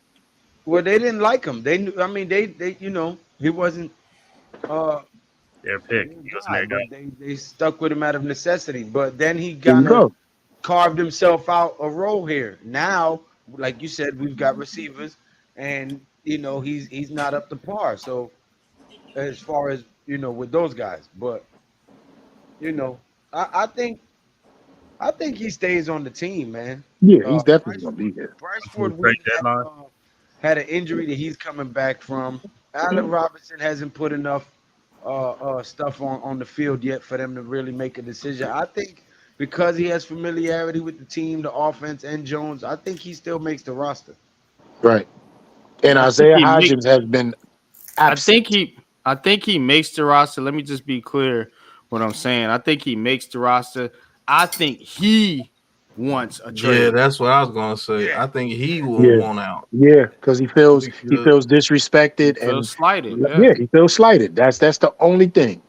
Darius slighted. If they perform better than you, your best thing you can do is not go out talking shit and be like, look, I don't think I'm gonna get much playing time here. I would prefer you guys trade me somewhere where I can try to primarily be the number 2 guy.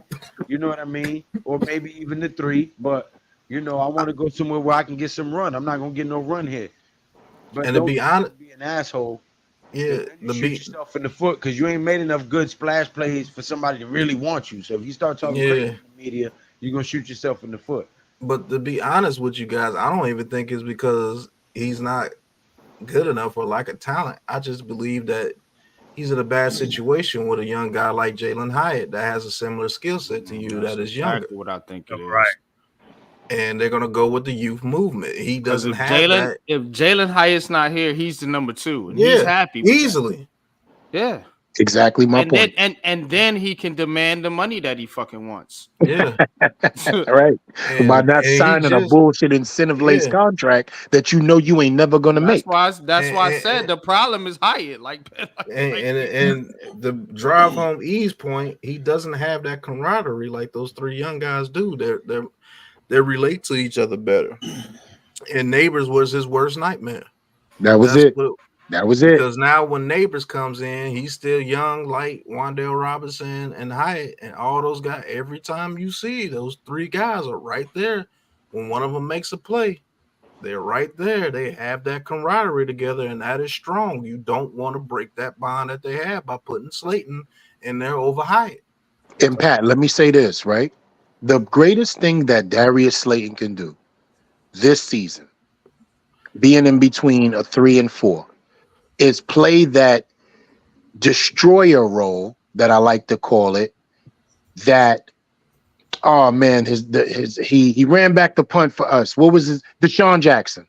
That Deshaun Jackson played with the Rams. Do you guys remember every time Deshaun Jackson got into a game last season or the season before that, excuse me, he scored a touchdown on a go route? Mm-hmm. That's what Darius Slayton can become. Once the ball is in his hands, most likely it's a touchdown or a 40-yard to 50-yard play to get the offense up the field to keep us excited. That is what he has to become, because he's always going to be better than the 4th cornerback. Maybe some 3s. You feel me? If he was just a little bit more consistent with catching and a little bit better with his route running, that will be Hyatt's role instead of him. Right. You see but what I'm Hyatt saying? has better hands. Hyatt has better hands, and it looks like his route running is getting better too. So that's why you see Jalen Hyatt / Slayton. I think Hyatt has more of a knack to fight for the football. Yep. That's where I think the separation is. Hyatt's gonna go where you see Slayton sometimes. I'm not saying he quits on the play, but I don't know if he necessarily maybe not have the physicality or I don't know. I could tell you what it is. I could tell you what it is and why. Real quick. Yeah, though, I don't want to interrupt you.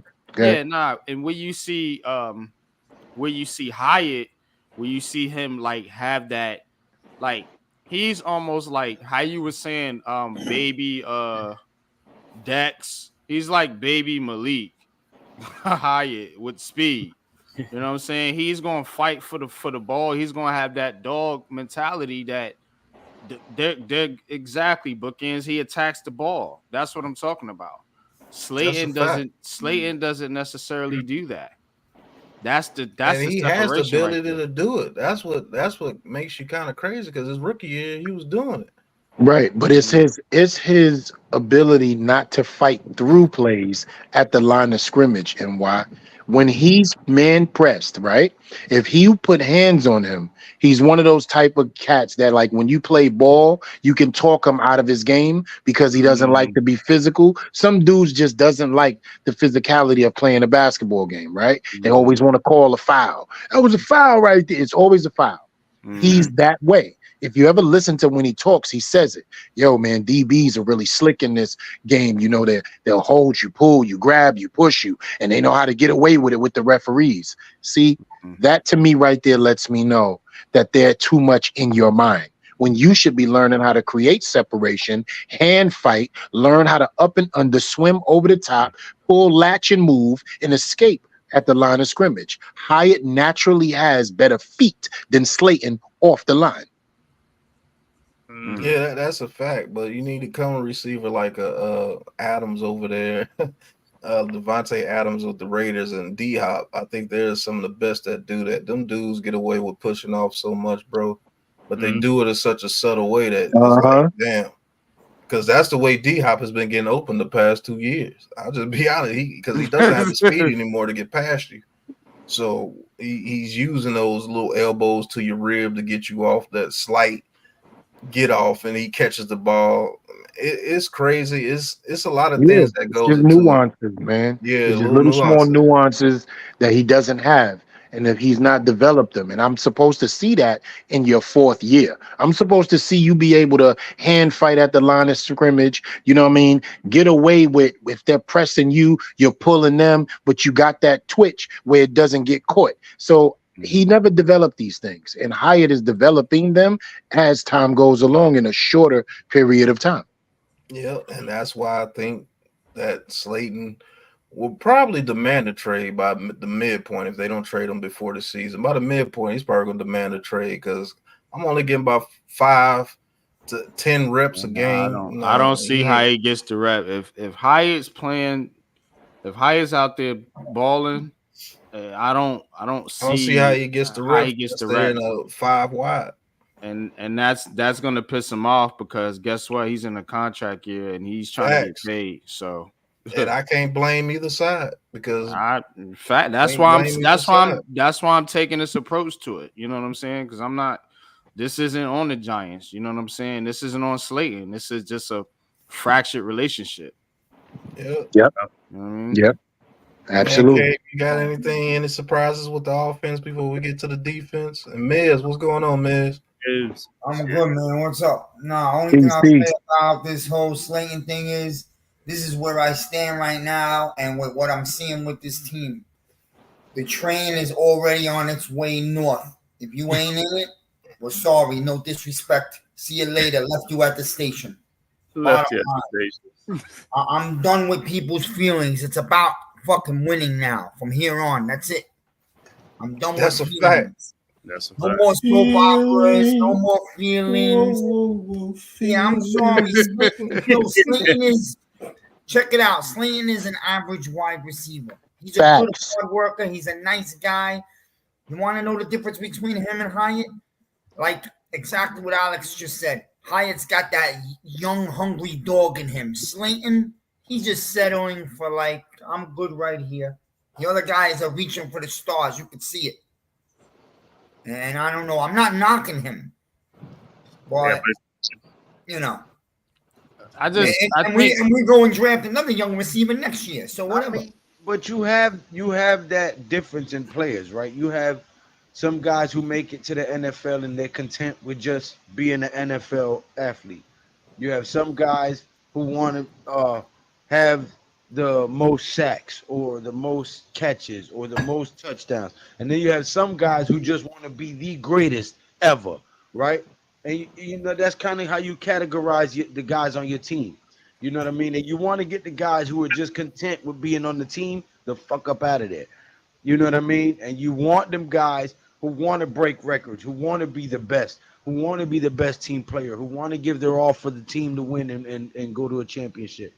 So, you know, that this whole process is a process for a reason. You weed these guys out, you replace them, you coach them up, you see if they fit in. If not, you get them the F up out of there too, rinse and repeat. So you get what you want and you go for the goal. Yeah. Super facts. As far as like this, the only thing I seen was what's that? I think Van Roten is going to be a starter though. You know, Stinny's going to be around that. He's going to be behind. Start listening to your boy around here, man. Roten, right? And then I feel that Theo Johnson is going to be he's going to be a starter, man, sooner than later because, like I said, Bellinger, he misses too many assignments on his blocking assignments, man. He can't be doing that, man. You know what I'm saying? So I see that was a surprise. Like he's fourth on the depth chart, you know. So I think he'll be first on the depth chart within like the first couple of games of the season, man. Yeah, I do truly believe that. Let me shout out a couple of people that came into the chat. I mean, Slay, what's going on, Slay? Good to see you, little bro. David, he said Hyatt isn't proven yet. I don't know what you guys are talking about. We're just talking about the semantics of it, brother.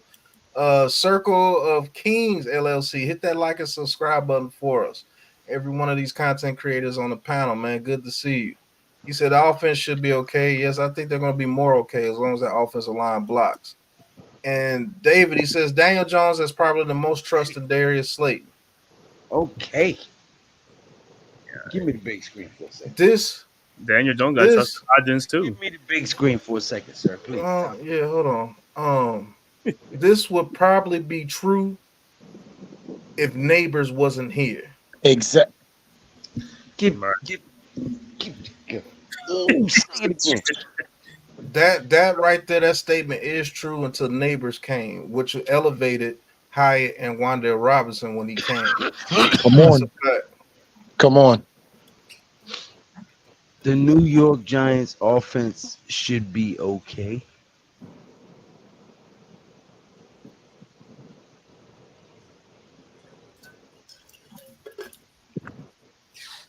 Ladies and gentlemen, boys and girls, fat people and skinny people, old people and young people, ugly people and pretty people. I need y'all to get one thing through y'all thick numbskulls. The New York Football Giants are gonna go a minimum of 11-6. We're gonna stomp the shit out of and kick the teeth in of anybody who tries to stop it. Okay, division champs, NFC champs, maybe even a Super Bowl. DJ balls the fuck out, throws 42 touchdowns and runs for 8, totaling to 50 touchdowns. We're going to be the greatest show on turf, Big Blue version. And you can take that shit to the bank because the leader of the Blitz Squad, G Nation Big Blue himself, says so. Okay, it will be okay. You know what Lou just did? You know what Lou just did? He allowed people to feel like how the Jamaicans thought when Keisha Thompson won the gold medal. Right. Shout out to Shan EI. Deception. What's going on? He said bearded DJ is dangerous DJ. That's a fact. That's a fact. Jared Do-rag said, DJ. right. Do-rag DJ. Be murder. Big DD. Yo, Jerry said, right. He said he had the most trust in Slayton because he was the best receiver he had, but things have changed. Yeah, that is very true. And Barry, you make a good point here as well. He says, I'm just saying DJ doesn't have real game reps with Hyatt just yet, but you can see it in practice. You can see that he throws that ball to Hyatt with great confidence, bro. Like if Hyatt gets open, he's going to get the ball to him. Like facts. Like the offensive line gives him a pocket, and if Hyatt is open, there's no question in my mind DJ's not going to release it to him. The same thing with Neighbors and the same thing with Wandale Robinson. And it's the same thing with Slayton. It's just semantics about it, bro. Like NFL, Chad Ochocinco and everybody tell you, man, the phase out is real. And I believe you're watching a phase out happen. And it doesn't have anything to do about Slayton being a bad person. I think he could be a very good NFL receiver. If he was over there with Atlanta, he would be the number 2 receiver out there with Drake London. And he would do just fine. And I think he could actually get 1,000 yards. It just happens that we drafted Hyatt in the 3rd round, and he's developing pretty quick. Wandale because he's a coach. Yeah. And Wandale, you already know he has the slot receiver, hands down. And Hyatt is developing quicker than what I originally thought. I don't know about you guys, but he's developing quicker than I originally thought. If you look at that Arizona game from last year, Pat, that would tell you right there how a wide receiver who was a rookie that didn't have any real game reps, once he got in the game, he was already trusted by Daniel Jones. Hyatt made the plays downfield to help Daniel Jones win that game. Mm-hmm. That's a fact. And then that one pass, when y'all say that he just has that dog in him that Slayton has to fight for the ball, that second deep catch that he got, he jumped up and grabbed it over that DB. Yeah. Mm-hmm. When he threw it to him. So I know Daniel Jones doesn't have an issue throwing it to him. It's just that and you seen it from Wandale Robinson last year too, Pat. Remember when he jumped up and caught that pass. And we've seen Slayton do it. He just I don't know. It's just weird, man. And he's in an unfortunate situation, bro. He's just not a dog, man. Like let's call it what it is and get off the subject. He's not a dog. Slayton is a wide receiver. Dogs are Malik Neighbors. Jalen Hyatt. don't run Wandale Robinson. You've Robinson. Odell Beckham. You don't tell AJ us Brown. when to get off Yeah. the subject. Lucky I can't choke shit at you from over here, boy. What's Yeah. wrong? First of all, mother, see how I ain't curse at you because I love you too much, brother. But no, I'm talking about get off the subject and my thought process for this kid. This kid is it's over for him, Lou. It really truly is. Like, I mean, we watched him for 4 years. He was the best of what we had, and that wasn't even the best of what we needed. He did what he had to do. It's time to go. Sit. Fact. Tudo with the $4.99 super chat for Lou. He says salutes to El man, am I saying this right? Machito de Boricua. Machito de Boricua. Got your Big Blue muchachito. Crew fam, Big Blue Crew fam and crew, all big people, tall people, wide people, small people, greetings for all of us in Italy and F all Eagles losers. He's talking to you, Slay. But yeah, 40 Lux. Slayton will be a monster on the Chiefs. Yeah, an absolute monster. He'll be way better than Jarius Proney. Oh, he'll be a monster on the Bills. And Tony got a 3rd round pick. They give him a 3rd round pick for Tony.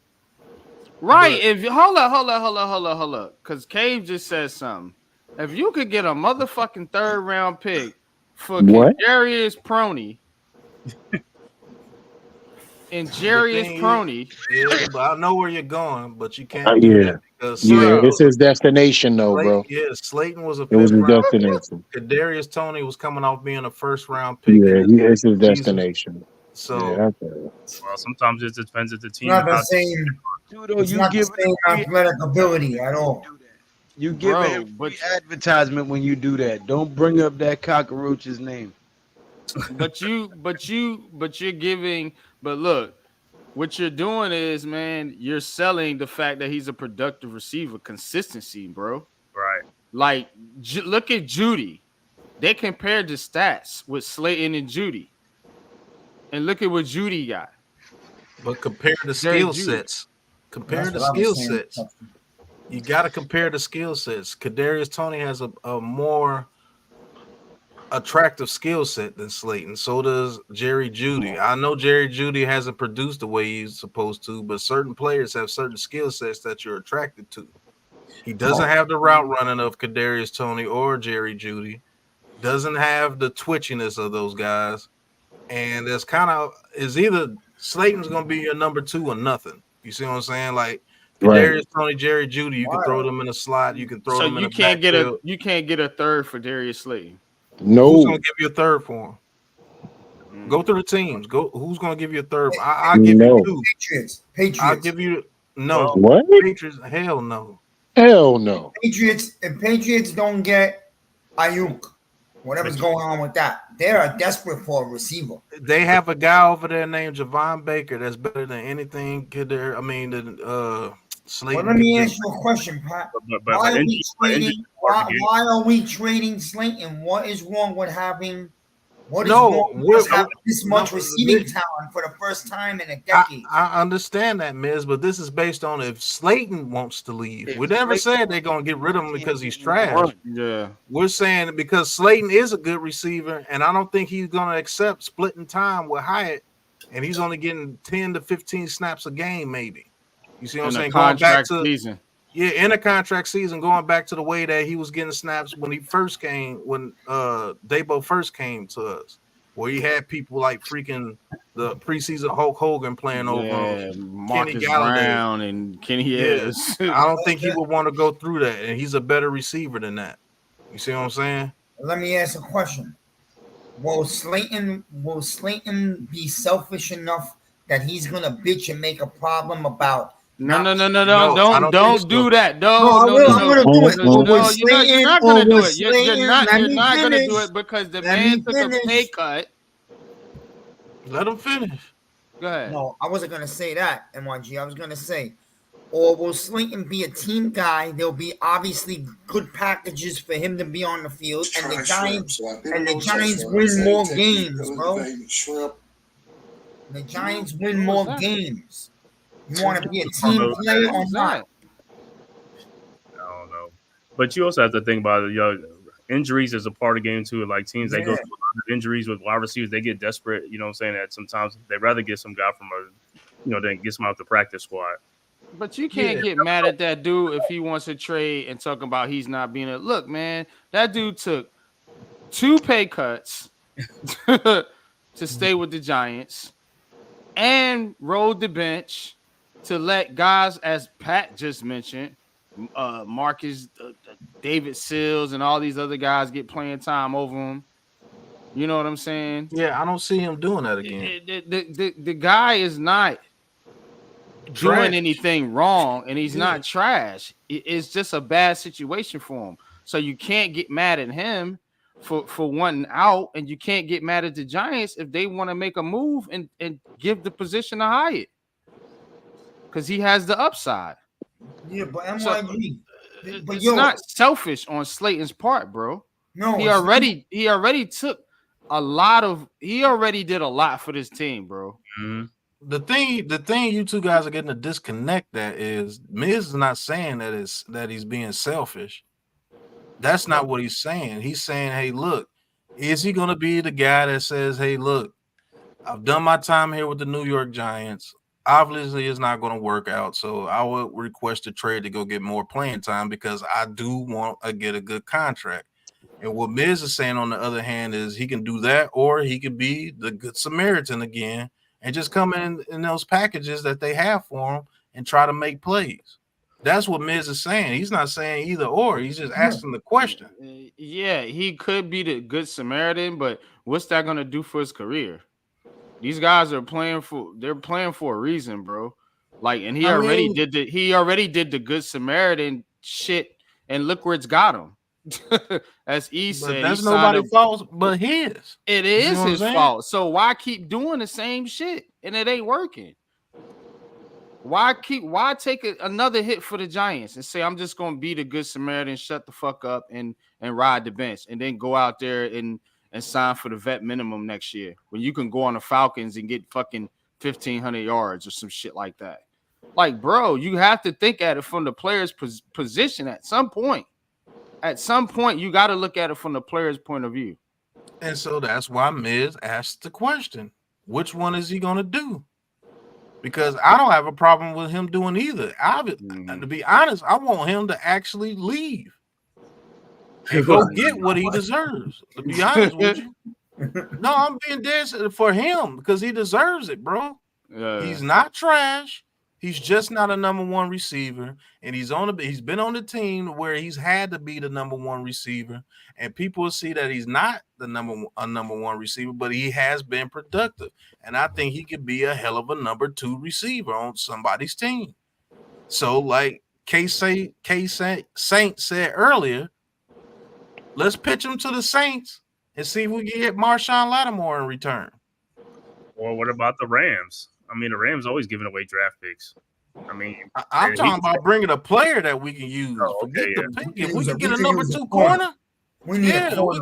If we can get a number 2 corner, give him for Lattimore. I know Lattimore has his issues sometimes, but he's better than what Plot is. I'll tell you that now. What about the cat from Denver? You're gonna have to give him more to get Patrick Surtain. Poor Alex. Yeah, Surtain. He said, I said this months ago and was ripped to shreds for talk about trading Slayton. That's before we drafted Malik Neighbors. Slayton was all we had. Bronx. That's the Bronx's finest right there. Alex in the house. Tudo, he says, Pat, our rugby team here is exactly the opposite. Average players, but we've got elite coaches and run their schemes like a well-oiled machine. Players with right attitude and extreme discipline to follow the books. That is very true, and that has been Slayton. You can't say that hasn't been Slayton. Slayton has been all Giants his whole career, and maybe it's this time for him. I push back on the people saying he's trash and shit like that. Like, you cats can go out there and defend Daniel Jones and defend this. Hold on. Yeah, because when people say shit about Slayton, they're directly coming at me. I know they are, because I'm goddamn near the only one that's ever defended this fucking dude. And to be honest with you, you know what I'm saying? I don't feel bad about doing it, man, because look, man. No, I just Everybody don't think he's trash. wants I don't think everybody he's trash. everybody wants the Giants players to be loyal and to take one for the team and to do this and to do that. And this dude has done that time after time after time again. And you know what this fan base has done? Fucking shit on his ass. Pause. So again, this is what we're talking about here. He's not the worst receiver. He was put in the same situation as Daniel Jones, the same situation as Saquon Barkley, the same situation as Dexter Lawrence, and some of these other players on this team. And they did the best they could fucking do, you know. But it's okay to defend those guys when you say something about Slade, oh, he's just a fucking piece of garbage. Like, get out of here, man. He said Damn. we should have taken Odunze. Nah, neighbors. Neighbors is the That's dude. See, here we go. He wants, bro. He wants you guys to answer that. I totally ignored that shit like he never even put that in the chat. That's how you see that. Who said that? Who said Me, that? that's That's what he wants. He wants you guys to give him attention. That's what that is, bro. Anybody who says that is either on drugs or just want attention. Or just coming off drugs. Yeah. He says coming on. Yeah, you're right. That's retarded. We'll read this and then we're gonna get to the defense and close it out. He says, Pat, Giants got great players. Because when we get animated and passionate, that shit is made for TV moments. You know what I'm saying? So they like to come on here and troll. Because not only can we shut down your argument intellectually and articulately, but we can also bash the shit out of you verbally while making it sound so good and looking so motherfucking pretty on camera while doing it. So that's why people like to come on and try to troll us. You know what I mean? But we're not going to give y'all that tonight. We're going to keep it positive, you know what I'm saying? And keep it rolling. Yeah. Joey, what's going on, Joey? Thank you for tuning in. Let's get to the defense. Well, I got to bring up the screen first. Ooh, defense, baby. Defense. Come on, let's do it. I'm ready. All right, we're looking like a four lineman based defense this year. And it looks like Brian Burns is going to be at one edge. We already know. Backed up by quarterback hitting defensive players. Don't play with me. Backed up by Boogie Basham. And And the rookie, undrafted rookie, Ovi Oghoufo. Nose tackle, Dexter Lawrence with Jordan Riley right behind him, DJ Davidson and Timmy Horn. The regular defensive tackle, Rakeem Nunez Roaches. I don't think that's going to change in a couple of games. Ryder Anderson, Jordan Phillips, Chapman, and Casey Rogers. The outside linebacker position, which is the other edge, is Kayvon Thibodeau, backed up by Azeez Ojulari, Tamon Fox, and Benton Whitley. Inside linebackers are Bobby O and Michael McFadden, backed up by Carter Coughlin and Deontay Johnson. Then you got the rookie from UCLA, Darius Moorsal, Matthew Adams, and Darian Beavers is last. That's not a good sign for Beavers. The nickel corner, this is where it surprised me. They got Drew Phillips as the nickel corner. That's not the surprise. I knew he was going to do that. But they got Isaiah Simmons as the backup nickel corner. So when we go on the dime, he's going to be the nickel. Nick McLeod and Trey Herndon. All right, first corner, Deontay Banks backed up by Trey Hawkins and David Long Jr. Second corner, Cordell Flott backed up by Darnay Holmes. I'm pissed off. And Breon Borders. And safeties are Dane Belton and Jason Pinnock, the starters, backed up by Tyler Newman, Elijah Riley, Javarius Owens, Caleb Hayes, and Alex Johnson. So where the hell is the dude we signed from the Eagles, Mills? Where is he? Is he hurt? He's already hurt right now. He's on. Yeah, Mills is hurt. He's on the pup already, huh? Mm-hmm. My surprise is that damn Isaiah Simmons. He must have carved his role as a nickel corner, and believe it or not, I think sometimes they will put him in over Drew Phillips and slide Drew Phillips to the outside to replace Cordell Flott. That's what I think they're going to do. And Nick McLeod as a nickel, I believe he should be the cornerback too. Right. I think this depth chart was made about a week ago, maybe. But It's crazy. Go. Who we got? Coach, go ahead and say What the fuck is going on? Darnay fucking Holmes. Yeah, Bro. That's He's why here. Cordell Flott can't get on the field. He hanging with his ass. Darnell Holmes. And like you said, Pat, Nick McLeod. Why the Bro. excuse me. Why is Nick McLeod as a nickel corner when all I've heard is he's doing very well as a cornerback, but he's Facts. third string nickel. Right. And you have Yeah. Darnay Holmes, who's better suited for the nickel, playing boundary cornerback. Yeah. The only thing I will say about Darnay Holmes at cornerback is if you're playing zone, I'm going to back off. I will back off there. But he's better in the nickel, also especially in run support. He's very good in the zone concept. There's no denying that. But the number 2 cornerback, because what that's telling me, if Cordell Flott is out, guess who's number 1? I hate I hate the Fellas. This is not who we are gonna roll into week 1 We with. know that, Lou. We know that. This is the projected. This is People from every practice squad you can find. This whole depth chart. But you know what, Lou? You're wasting reps on these dudes.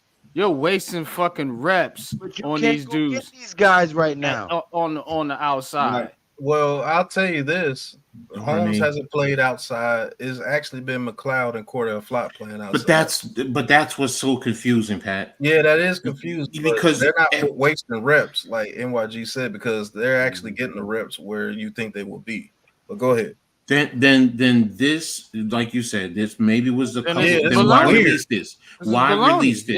Yeah, why release this? Then that's basically what we're saying. It's garbage. Fuck the game up and make content videos like this happen. Yeah, I mean, it's just weird the way they did it because they don't even have Isaiah Simmons as a linebacker. They got him as a DB. Right. Well, the nickel. Don't forget the nickel technically is like a will linebacker, so I get it. That's why that's not that big of an issue for me. Technically, if you put him out there in a 3 linebacker set, you know that's what you're going to do. I'm sorry, Coach. Let me do this to calm people down because this should have happened a long time ago too. Darnay Holmes, you know where you need to go. Looks like we got another one! On the ground!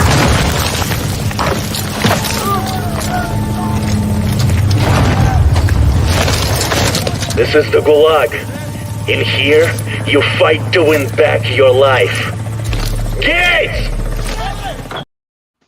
So let's get that out the way now, because I just seen that really triggered a lot of people. Yeah, Darnay Holmes for me, y'all know how I feel about Holmes. Put him in the slot, play zone with him, give him safety help over the top or somebody underneath, do certain things, but put him on the boundary because y'all know.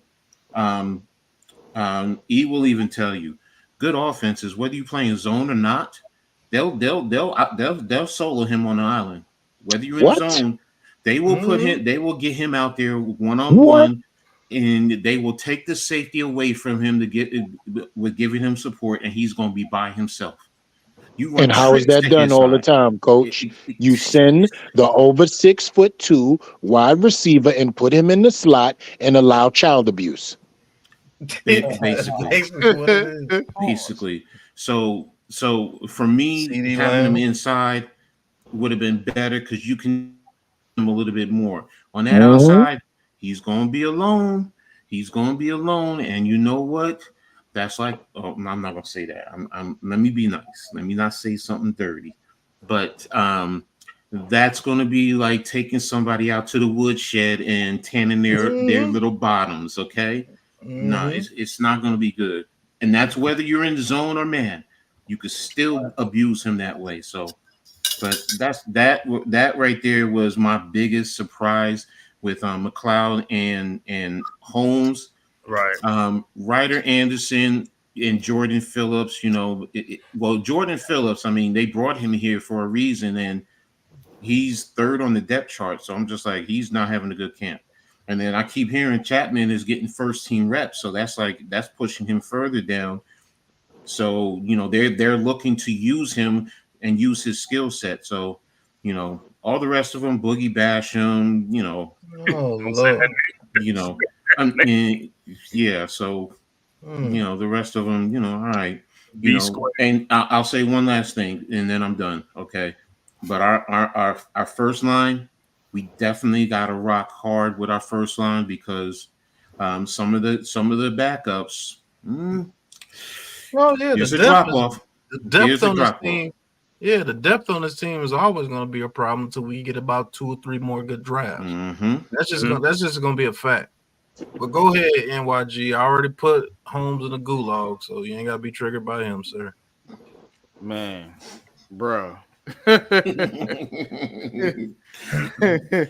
Don't you dare put Darnay Holmes on a boundary on the outside to get barbecued like the 4th of July. Hot outside. You know what I'm saying? Somebody ain't that good. Barbecue on the 4th of July.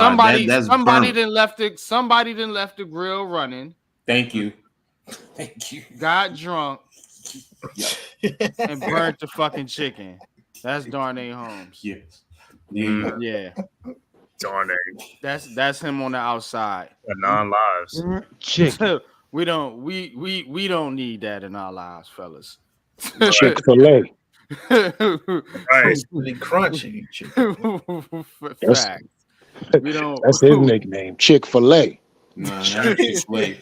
That's burnt to the damn bone, man. That's burnt to the bone. That's charred grilled. Yeah. Krispy Kreme. That's campfire chicken. S'mores. Right. So you don't want him on the roster, MYG? You don't want him That's basically what he's saying, right, man? 2 years ago, Darnay Holmes was a good slot corner. I don't know what happened last year, to be honest. Yeah, they got him on the outside. Yeah, according to the depth chart. Not 2 years. That's what I'm talking about. It's 3 years ago, Miz. 2 years. He played 2 years. He played under wing system, and he was getting totally abused. He was bent over the rails and really okay. So why? Let me ask you this, Coach. That dude ain't it. When he was, I'm not saying either or.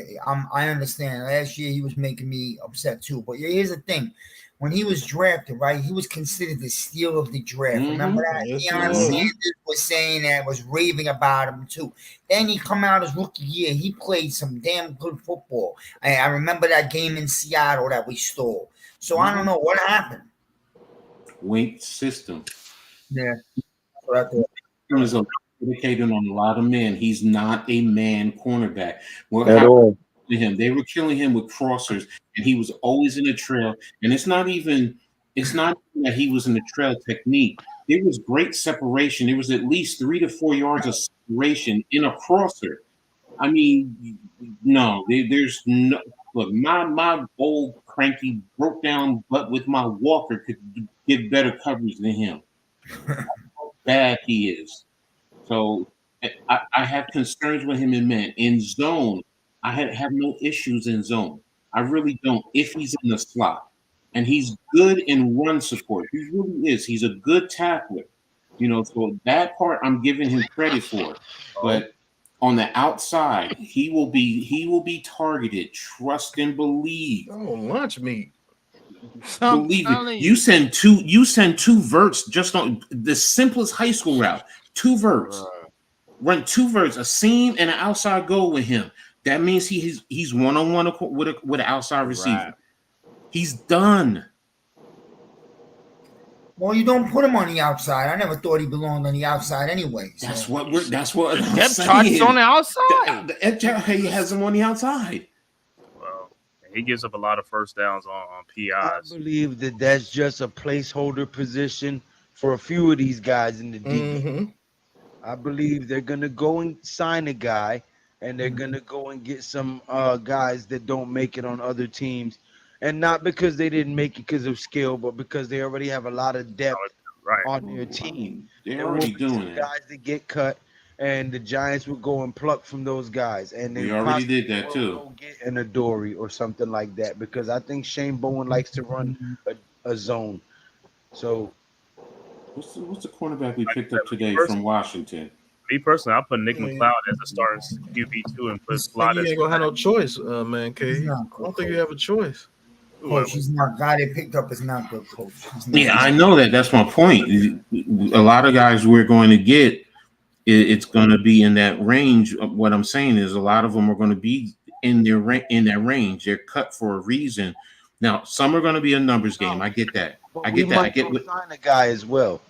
They're saying they might go get a Dory or something like that, but I Dory's- don't want Adoree back. Adoree, yo, they're I'm playing sick a of zone. Adoree Jackson. Adoree's They're gonna be playing back a with the zone. Giants. Adoree will kill it. Adoree's gonna be back. Yeah, yeah. The I'm longer with y'all on that. focus, I'm the done more with chance Adoree's back as a Giant. It's crazy. And why I didn't want him in Wink's system, but in this one right here, I'm all the way for it. Yep. I'm all the way for it. Yep. Because he I played don't like when somebody quits. I seen that dude quit too many times in multiple seasons. I don't want to be. He's also giving us some. He's also giving some big time Zero games. chance. Okay. Bro, He has he's given quit. Drew said zero chance. Yeah, I think so too, Drew. I'm with you on that one. He's not coming back here. I know That I will dude, say this. that man, bro, I you will can't say this: do if they shit wanted like him, they that. would have been got him. Yeah, bro, you can't just. No, but if you can't wait show longer, that type of, you get him for cheaper. you can't. We talking about building a culture here, fellas. You can't show that type of fucking quit ass attitude, dog it, I'm done type shit, and then bring a guy like that back. When you got young players in this locker room. You know what I'm saying? Because if Adoree acts like that, the moment we're getting blown out in the game, and he dogs it on a play or two, and those young guys see that, like, bro, it's not good, bro. I know one I thing. don't like what I seen from Adoree last year. I was done with that dude. Well, it don't got to be a Dory, but they could go potentially sign somebody. Yeah. Trade. Yeah, I'm with signing the vet corner. Absolutely. I don't want Adoree Jackson back here. Who's remaining, gentlemen, out there? It's not done. I'm telling you. Remaining out there. Yeah, who's remaining out there? Gilmore, who does not Gilmore. want any part of being with us. You got Xavier Howard, but he's having some legal issues right now. That's the only reason why I see he hasn't been picked up yet. And it's really just a bunch of other guys. Like, Is Rock Yasin out there? No, I don't think he is. No. If you really want a guy, you're gonna have to make a trade. That's what I say. I like the guy you said. Let's go trade for Lattimore. Yeah, I With think that. Lattimore could be had Yeah. for a third or fourth round Yeah. pick, or just straight up slating for Lattimore. To be honest with you, You could throw Boogie Basham in there too if you want. man, you throw Boogie Basham in, that ain't gonna make the trade. I keep trying to tell y'all. I think Trade rejected. You have the whole trade done. Yeah, would y'all take Boogie Basham? Click. Hello? Hello? Why we say that about him? Maybe I'm missing something. Maybe I didn't see it. Have you seen Boogie Basham out He has there? no Boogie and no Bash. Right. That's why we bashing him, boss. His name is He's terrible. trash. Yeah. You know who he reminds me of, fellas? What was the dude that we got from the Dallas Cowboys that fucked Michael McFadden life up the first year? Smith? Oh, Jalen Smith. Oh, my God. Boogie Basham is the Jalen Smith of DTs. And Jalen Smith, we don't know what the hell he was. He was out there throwing people's elbows on people, just flopping into the crowd, jumping on. Like, what are you doing, sir? First of all, he was tackling his own friends. Okay. I don't like you, bro. You don't do stuff. Yeah, I haven't been noticing what he's doing. So We did a whole breakdown, Pat, on Jason Smith. Remember Jalen Smith? Yeah, facts. Yeah. Trash. Terrible. This dude, that's terrible. And he knows he's trash. I don't even know. What are you doing? Right. Like every time Boogie Basham get in there, the quarterback has at least 6 seconds. And a half. Yeah, he can't get in there, bro. I don't know what it is. Pause. Like that He dude, just don't have the move, brother. He That's don't it. have the boogie. He don't got the moves. He Right. don't have the boogie. He ain't got the moves. That's what's going on, Jayla? He don't even have a gangster boogie. What's up, y'all? Y'all can hear me good? Yeah. What's good with you, Jay? No, man, I just got done doing the set downtown Houston at the Secret Group. I told y'all I was gonna pop in on y'all when I got done with my stuff. You know, what I'm saying when we talked last time. What y'all got going on tonight? What's on the menu? I got the best joke you could have said tonight. What's that? Boogie Basham. Everybody would have laughed. So what happened with Boogie? He was getting used and abused. Man, he don't even need to touch the field, bro. That's what we saying. He needed to change his last name. Yeah, I think he brings down team morale just being No there. boogie and no bash. And no, He'll be a boogie bash in one place. Send his ass to the prison. He'll be a boogie bash. Oh my I bet you run there. Yes. Oh, They yeah. gonna bash that ass, boy. Right. Pause. Get out of there. Oh No, it ain't no damn pause. You know me better than that. Stop it, Lou. But You yeah, get how's his your ass set in go, there though, and they go Jayla? smack that ass. But I'm not how'd your set joining in go, on bro? that. Pause. Right. It went good, man. I tried out. This has been my first time back on in a couple months. Because I've been working, but it went well. You know what I'm saying? I got through my 5 minutes. I didn't stumble over nothing. I even tried out a couple new little jokes. And so it went well. It went well. okay. Let's go. Another day on the grindstone. Yep. The more you practice, the better you get. Yeah, I'm just happy to get back to it. Because like I was telling Lou and NYG and Pat the other night. I've been through a whole bunch of losses this year, and it was hard for me to really kind of find the funny in anything. So just for me getting out here and and getting back to it, my family's been talking to me, telling me, my wife been telling me I need to get back on stage. So I stopped feeling sorry for myself and went and got back on stage tonight. So if you're feeling Amen to that, sad, bro. if you're feeling sad and depressed and feeling like you can't do that shit and why is this bad stuff happening to me? It's gonna keep on happening to you, but you just build and get stronger from that, and keep on pursuing and pushing through whatever you want to do. That's right, Jay. Tell him, bro. Yeah, but hey, I'm literally in the parking lot of the comedy club, so I'm about to head back to the house. If y'all still on when I get back to the crib, I'll pop on and shoot the shit with y'all again. But I just want to pop in and say what's up, Big Blue Crew. Giants, y'all see we've been fighting. You see, we was whooping some lion ass. We was those Rudy Poo cowardly lions getting their ass handed to them. Put them up. Put them up. Yeah, put them up. He said Rudy. Put them down. That's what Right. Put them down. All right, man. Glad you had a good set tonight, though, Jay-Lay. But we're probably off by the time you get to the crib. But man, I gotta come out there and see you live one time, bro. I'm gonna make a trip out there. I'm in downtown Houston, man. I'm at on 24th and Post Street at the Secret Group. I'm at Axelrad, Mo City Grills in Missouri City. That's south side of Houston. I'm all over the place, man. Just catch me on, Monday through Thursday. I ain't big enough for the weekend headliner, so you know what I'm saying. You gotta catch me on a Monday through Thursday, and I got you. I'm working my way up. All right, bro. I'll holler at y'all, man. All right, Jay-Lay. Good to see you, bro. But yeah. Gotta go catch J-Lad one of his sets, man, because Facts. I know that shit funny as hell. Man, that's But, a funny ass dude. Yo, pause. Anybody got anything else to say about this depth chart? Because this depth chart is wild. This is literally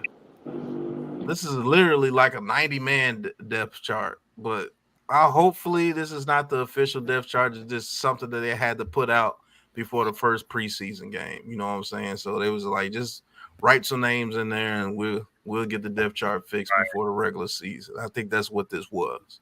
You know, the main thing I noticed about the depth chart is the depth. We actually have a little bit of it. You know what I'm saying? Way more than we usually have. I'll tell you that. So, I mean, you know, the fact that we're talking about certain players might get cut or might not make it, or that's a good thing. That's a good thing to be talking about trading who was your number one wide receiver the past, 3 or 4 years. Right. And now he's your number 4. That's a good thing, y'all. It's not a bad thing. You know what I'm saying? It's not a bad thing to be having conversations about who's going to be playing next to Dex, to have all these different options and all these different players that could possibly step up and take that position. You know what I'm saying? Like, it's a good problem to have at running back when you have Tracy, you have Turbo Miller, in competition. The fact that we got some edge presence now, so the depth is really what I took around this depth chart, is the fact that we actually have a little bit of depth now. It ain't crazy. We can get more, obviously. It's still scary. You know what I'm saying? But it's a lot better than what we've had in the past. Mm-hmm. You know what I'm saying? Especially at particular positions, as I mentioned. But yeah. Hey, 40, look, we will be at MetLife November 3rd for the Commanders game. Please if you show want to link up with us then. Pause. But yeah, but anybody else got any last words? I think I put everybody I need to put in the gulag tonight. Hold on, you put Darnay in the gulag? Yeah, you already put him. I got Darnay, I got Boogie Bash from Trash Ass. Y'all put Cordell Flott there yourselves. Y'all some mean sons of guns. Oh yeah. But go check out Miz in the Midday. He had a damn good video. I keep trying to tell this crazy sucker to keep making those Miz in the Middays, bro. Like, those videos are dope as shit. Like, check out that Miz in the Midday that he made today, man. It's a lot of good stuff in that video, and it's absolutely hilarious. Other than that, I checked it out, Miz. I checked it out, bro. Put the guy in the gulag. The guy that Jones sucker slapped. Put him in the gulag. Find them in there a whole bunch. But overall, today was a pretty good day to be a Giants fan. Our joint practice went way better than everybody on Twitter and the media were expecting it to be. They thought we was going to be some chumps. Hey, Daniel Jones and Malik Neighbors can only connect against themselves. But looks like Malik Neighbors is the truth. He's burning your DBs too, not just his. It's a lot of things to be excited about this Giants team.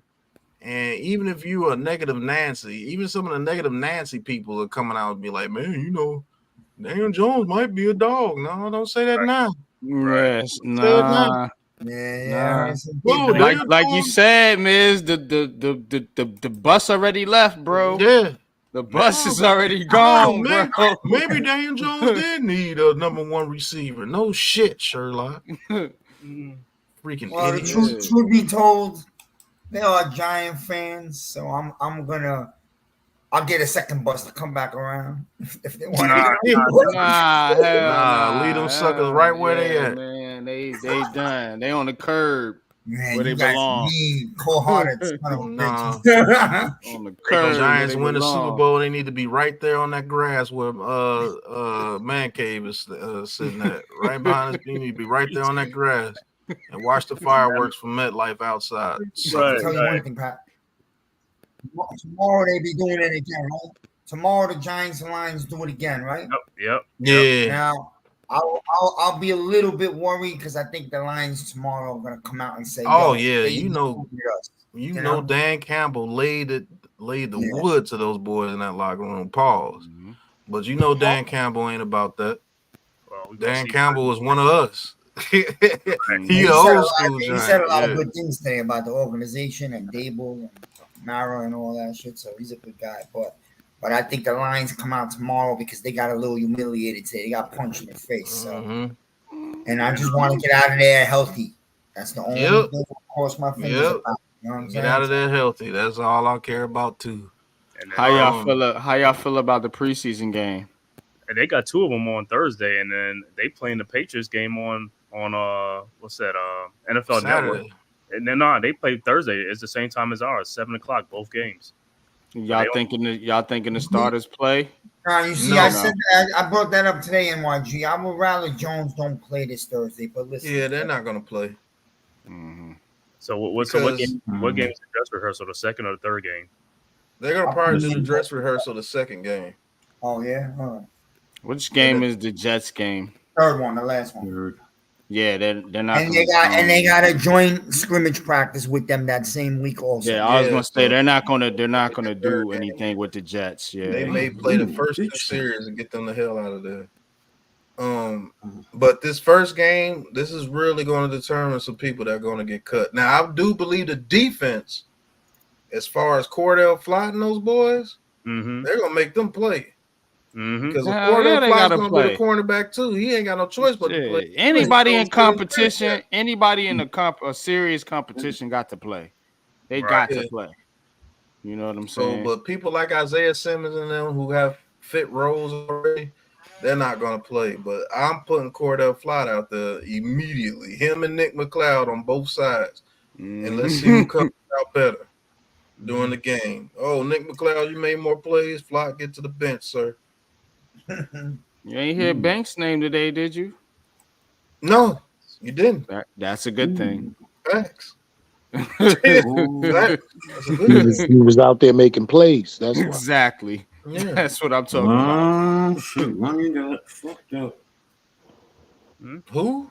Oh, Runyon. Oh yeah, Runyon got destroyed on one rep. On pass by Pascal. Yeah, Pascal is nice though. That dude is nice. And Runyon got destroyed on that rep. I said, good Lord. That reminded me of last season on that one. Do that one no more. Brian Burns owned every rep today, whoever was against him. This looks like Hernandez, in my opinion. That's how bad that looked bad right there. I don't know if he tripped or something. I don't know what happened on that rep, but he got destroyed. No, he got hit with the left arm to the right shoulder and pulled and ripped through with a swim move off of it. Yeah, he hit him with a nice hezzy. Mm-hmm. But other than that, we had a pretty good day. I mean, it was a one-on-one, so you don't have no help on either side. So hopefully he doesn't give up pressure that quick. But I do think the starting offensive line plays, and they'll throw Drew Lock in there. Let them play with the offensive line for probably one series, and then I want to see Neighbors get at least one series. To be honest with you, I don't think Neighbors gets a series. I know, I get it, but I'm saying I want to see him out there just so he can get a little, just his first taste of the speed of the game out there. Just one series. That's why I said one series. We'll see. Slayton can start at the one spot. I think he will? No. I think. I mean, if Jones is gonna play, if Jones is gonna play, yeah. But if Jones isn't gonna play, then he's not gonna put Neighbors out there or Hyatt or Wan'Dale Robinson. Yeah. I better not see Drew Lock throwing Malik Neighbors no goddamn passes. Nah, I better not see that. Man, Twitter go crazy. You see? He completed a pass to Malik Neighbors. You see? Fucking dummy. Yeah, nah, we don't want to see that. It could be a 3-yard curl. You see? Way better than Daniel Jones. He completed wide receiver screen. Yeah. For 60 yards. Look at that. Look at the stats. 60 yards. Mm-hmm. See, that's what I'm gonna watch in this preseason, though. To be really honest, I'm enjoying this little running back mix, and I want to see them play.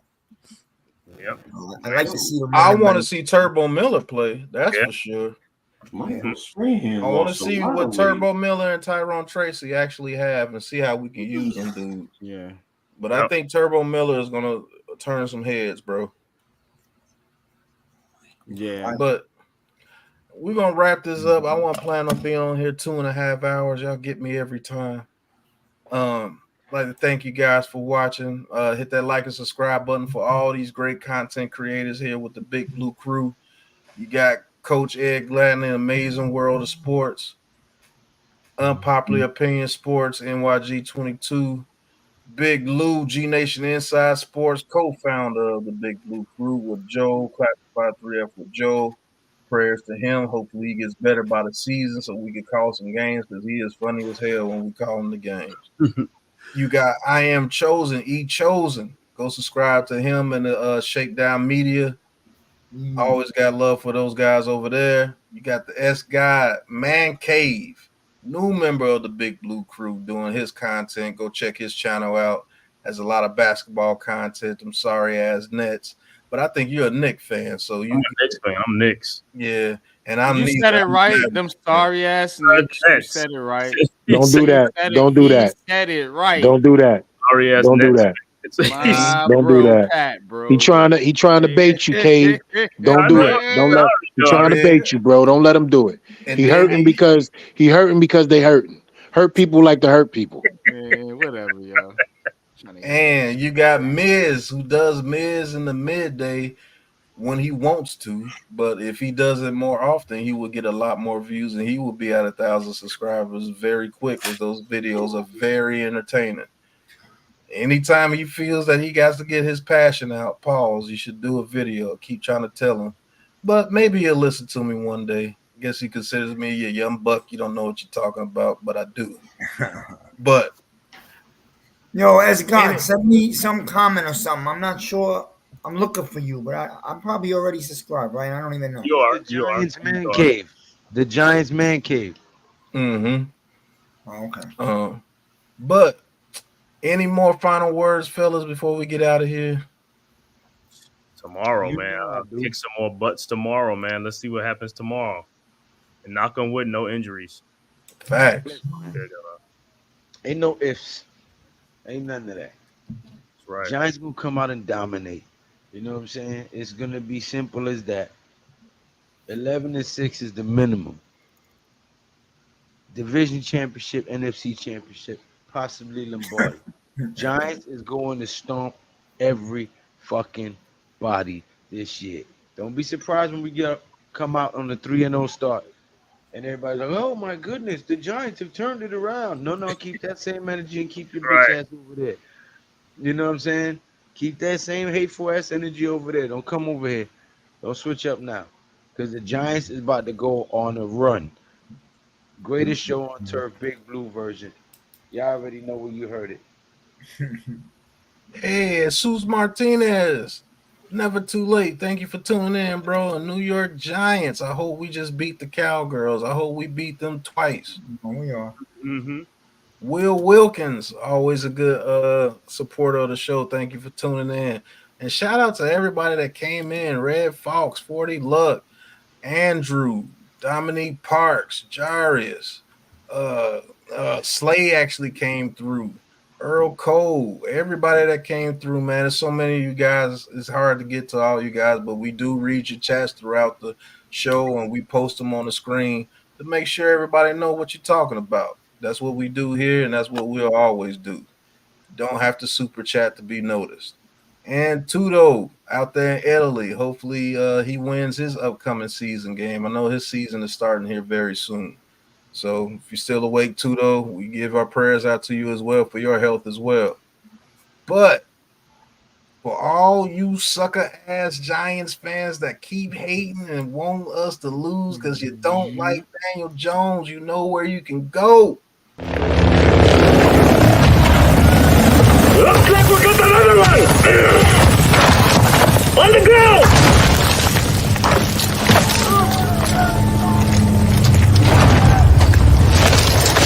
This is the Gulag.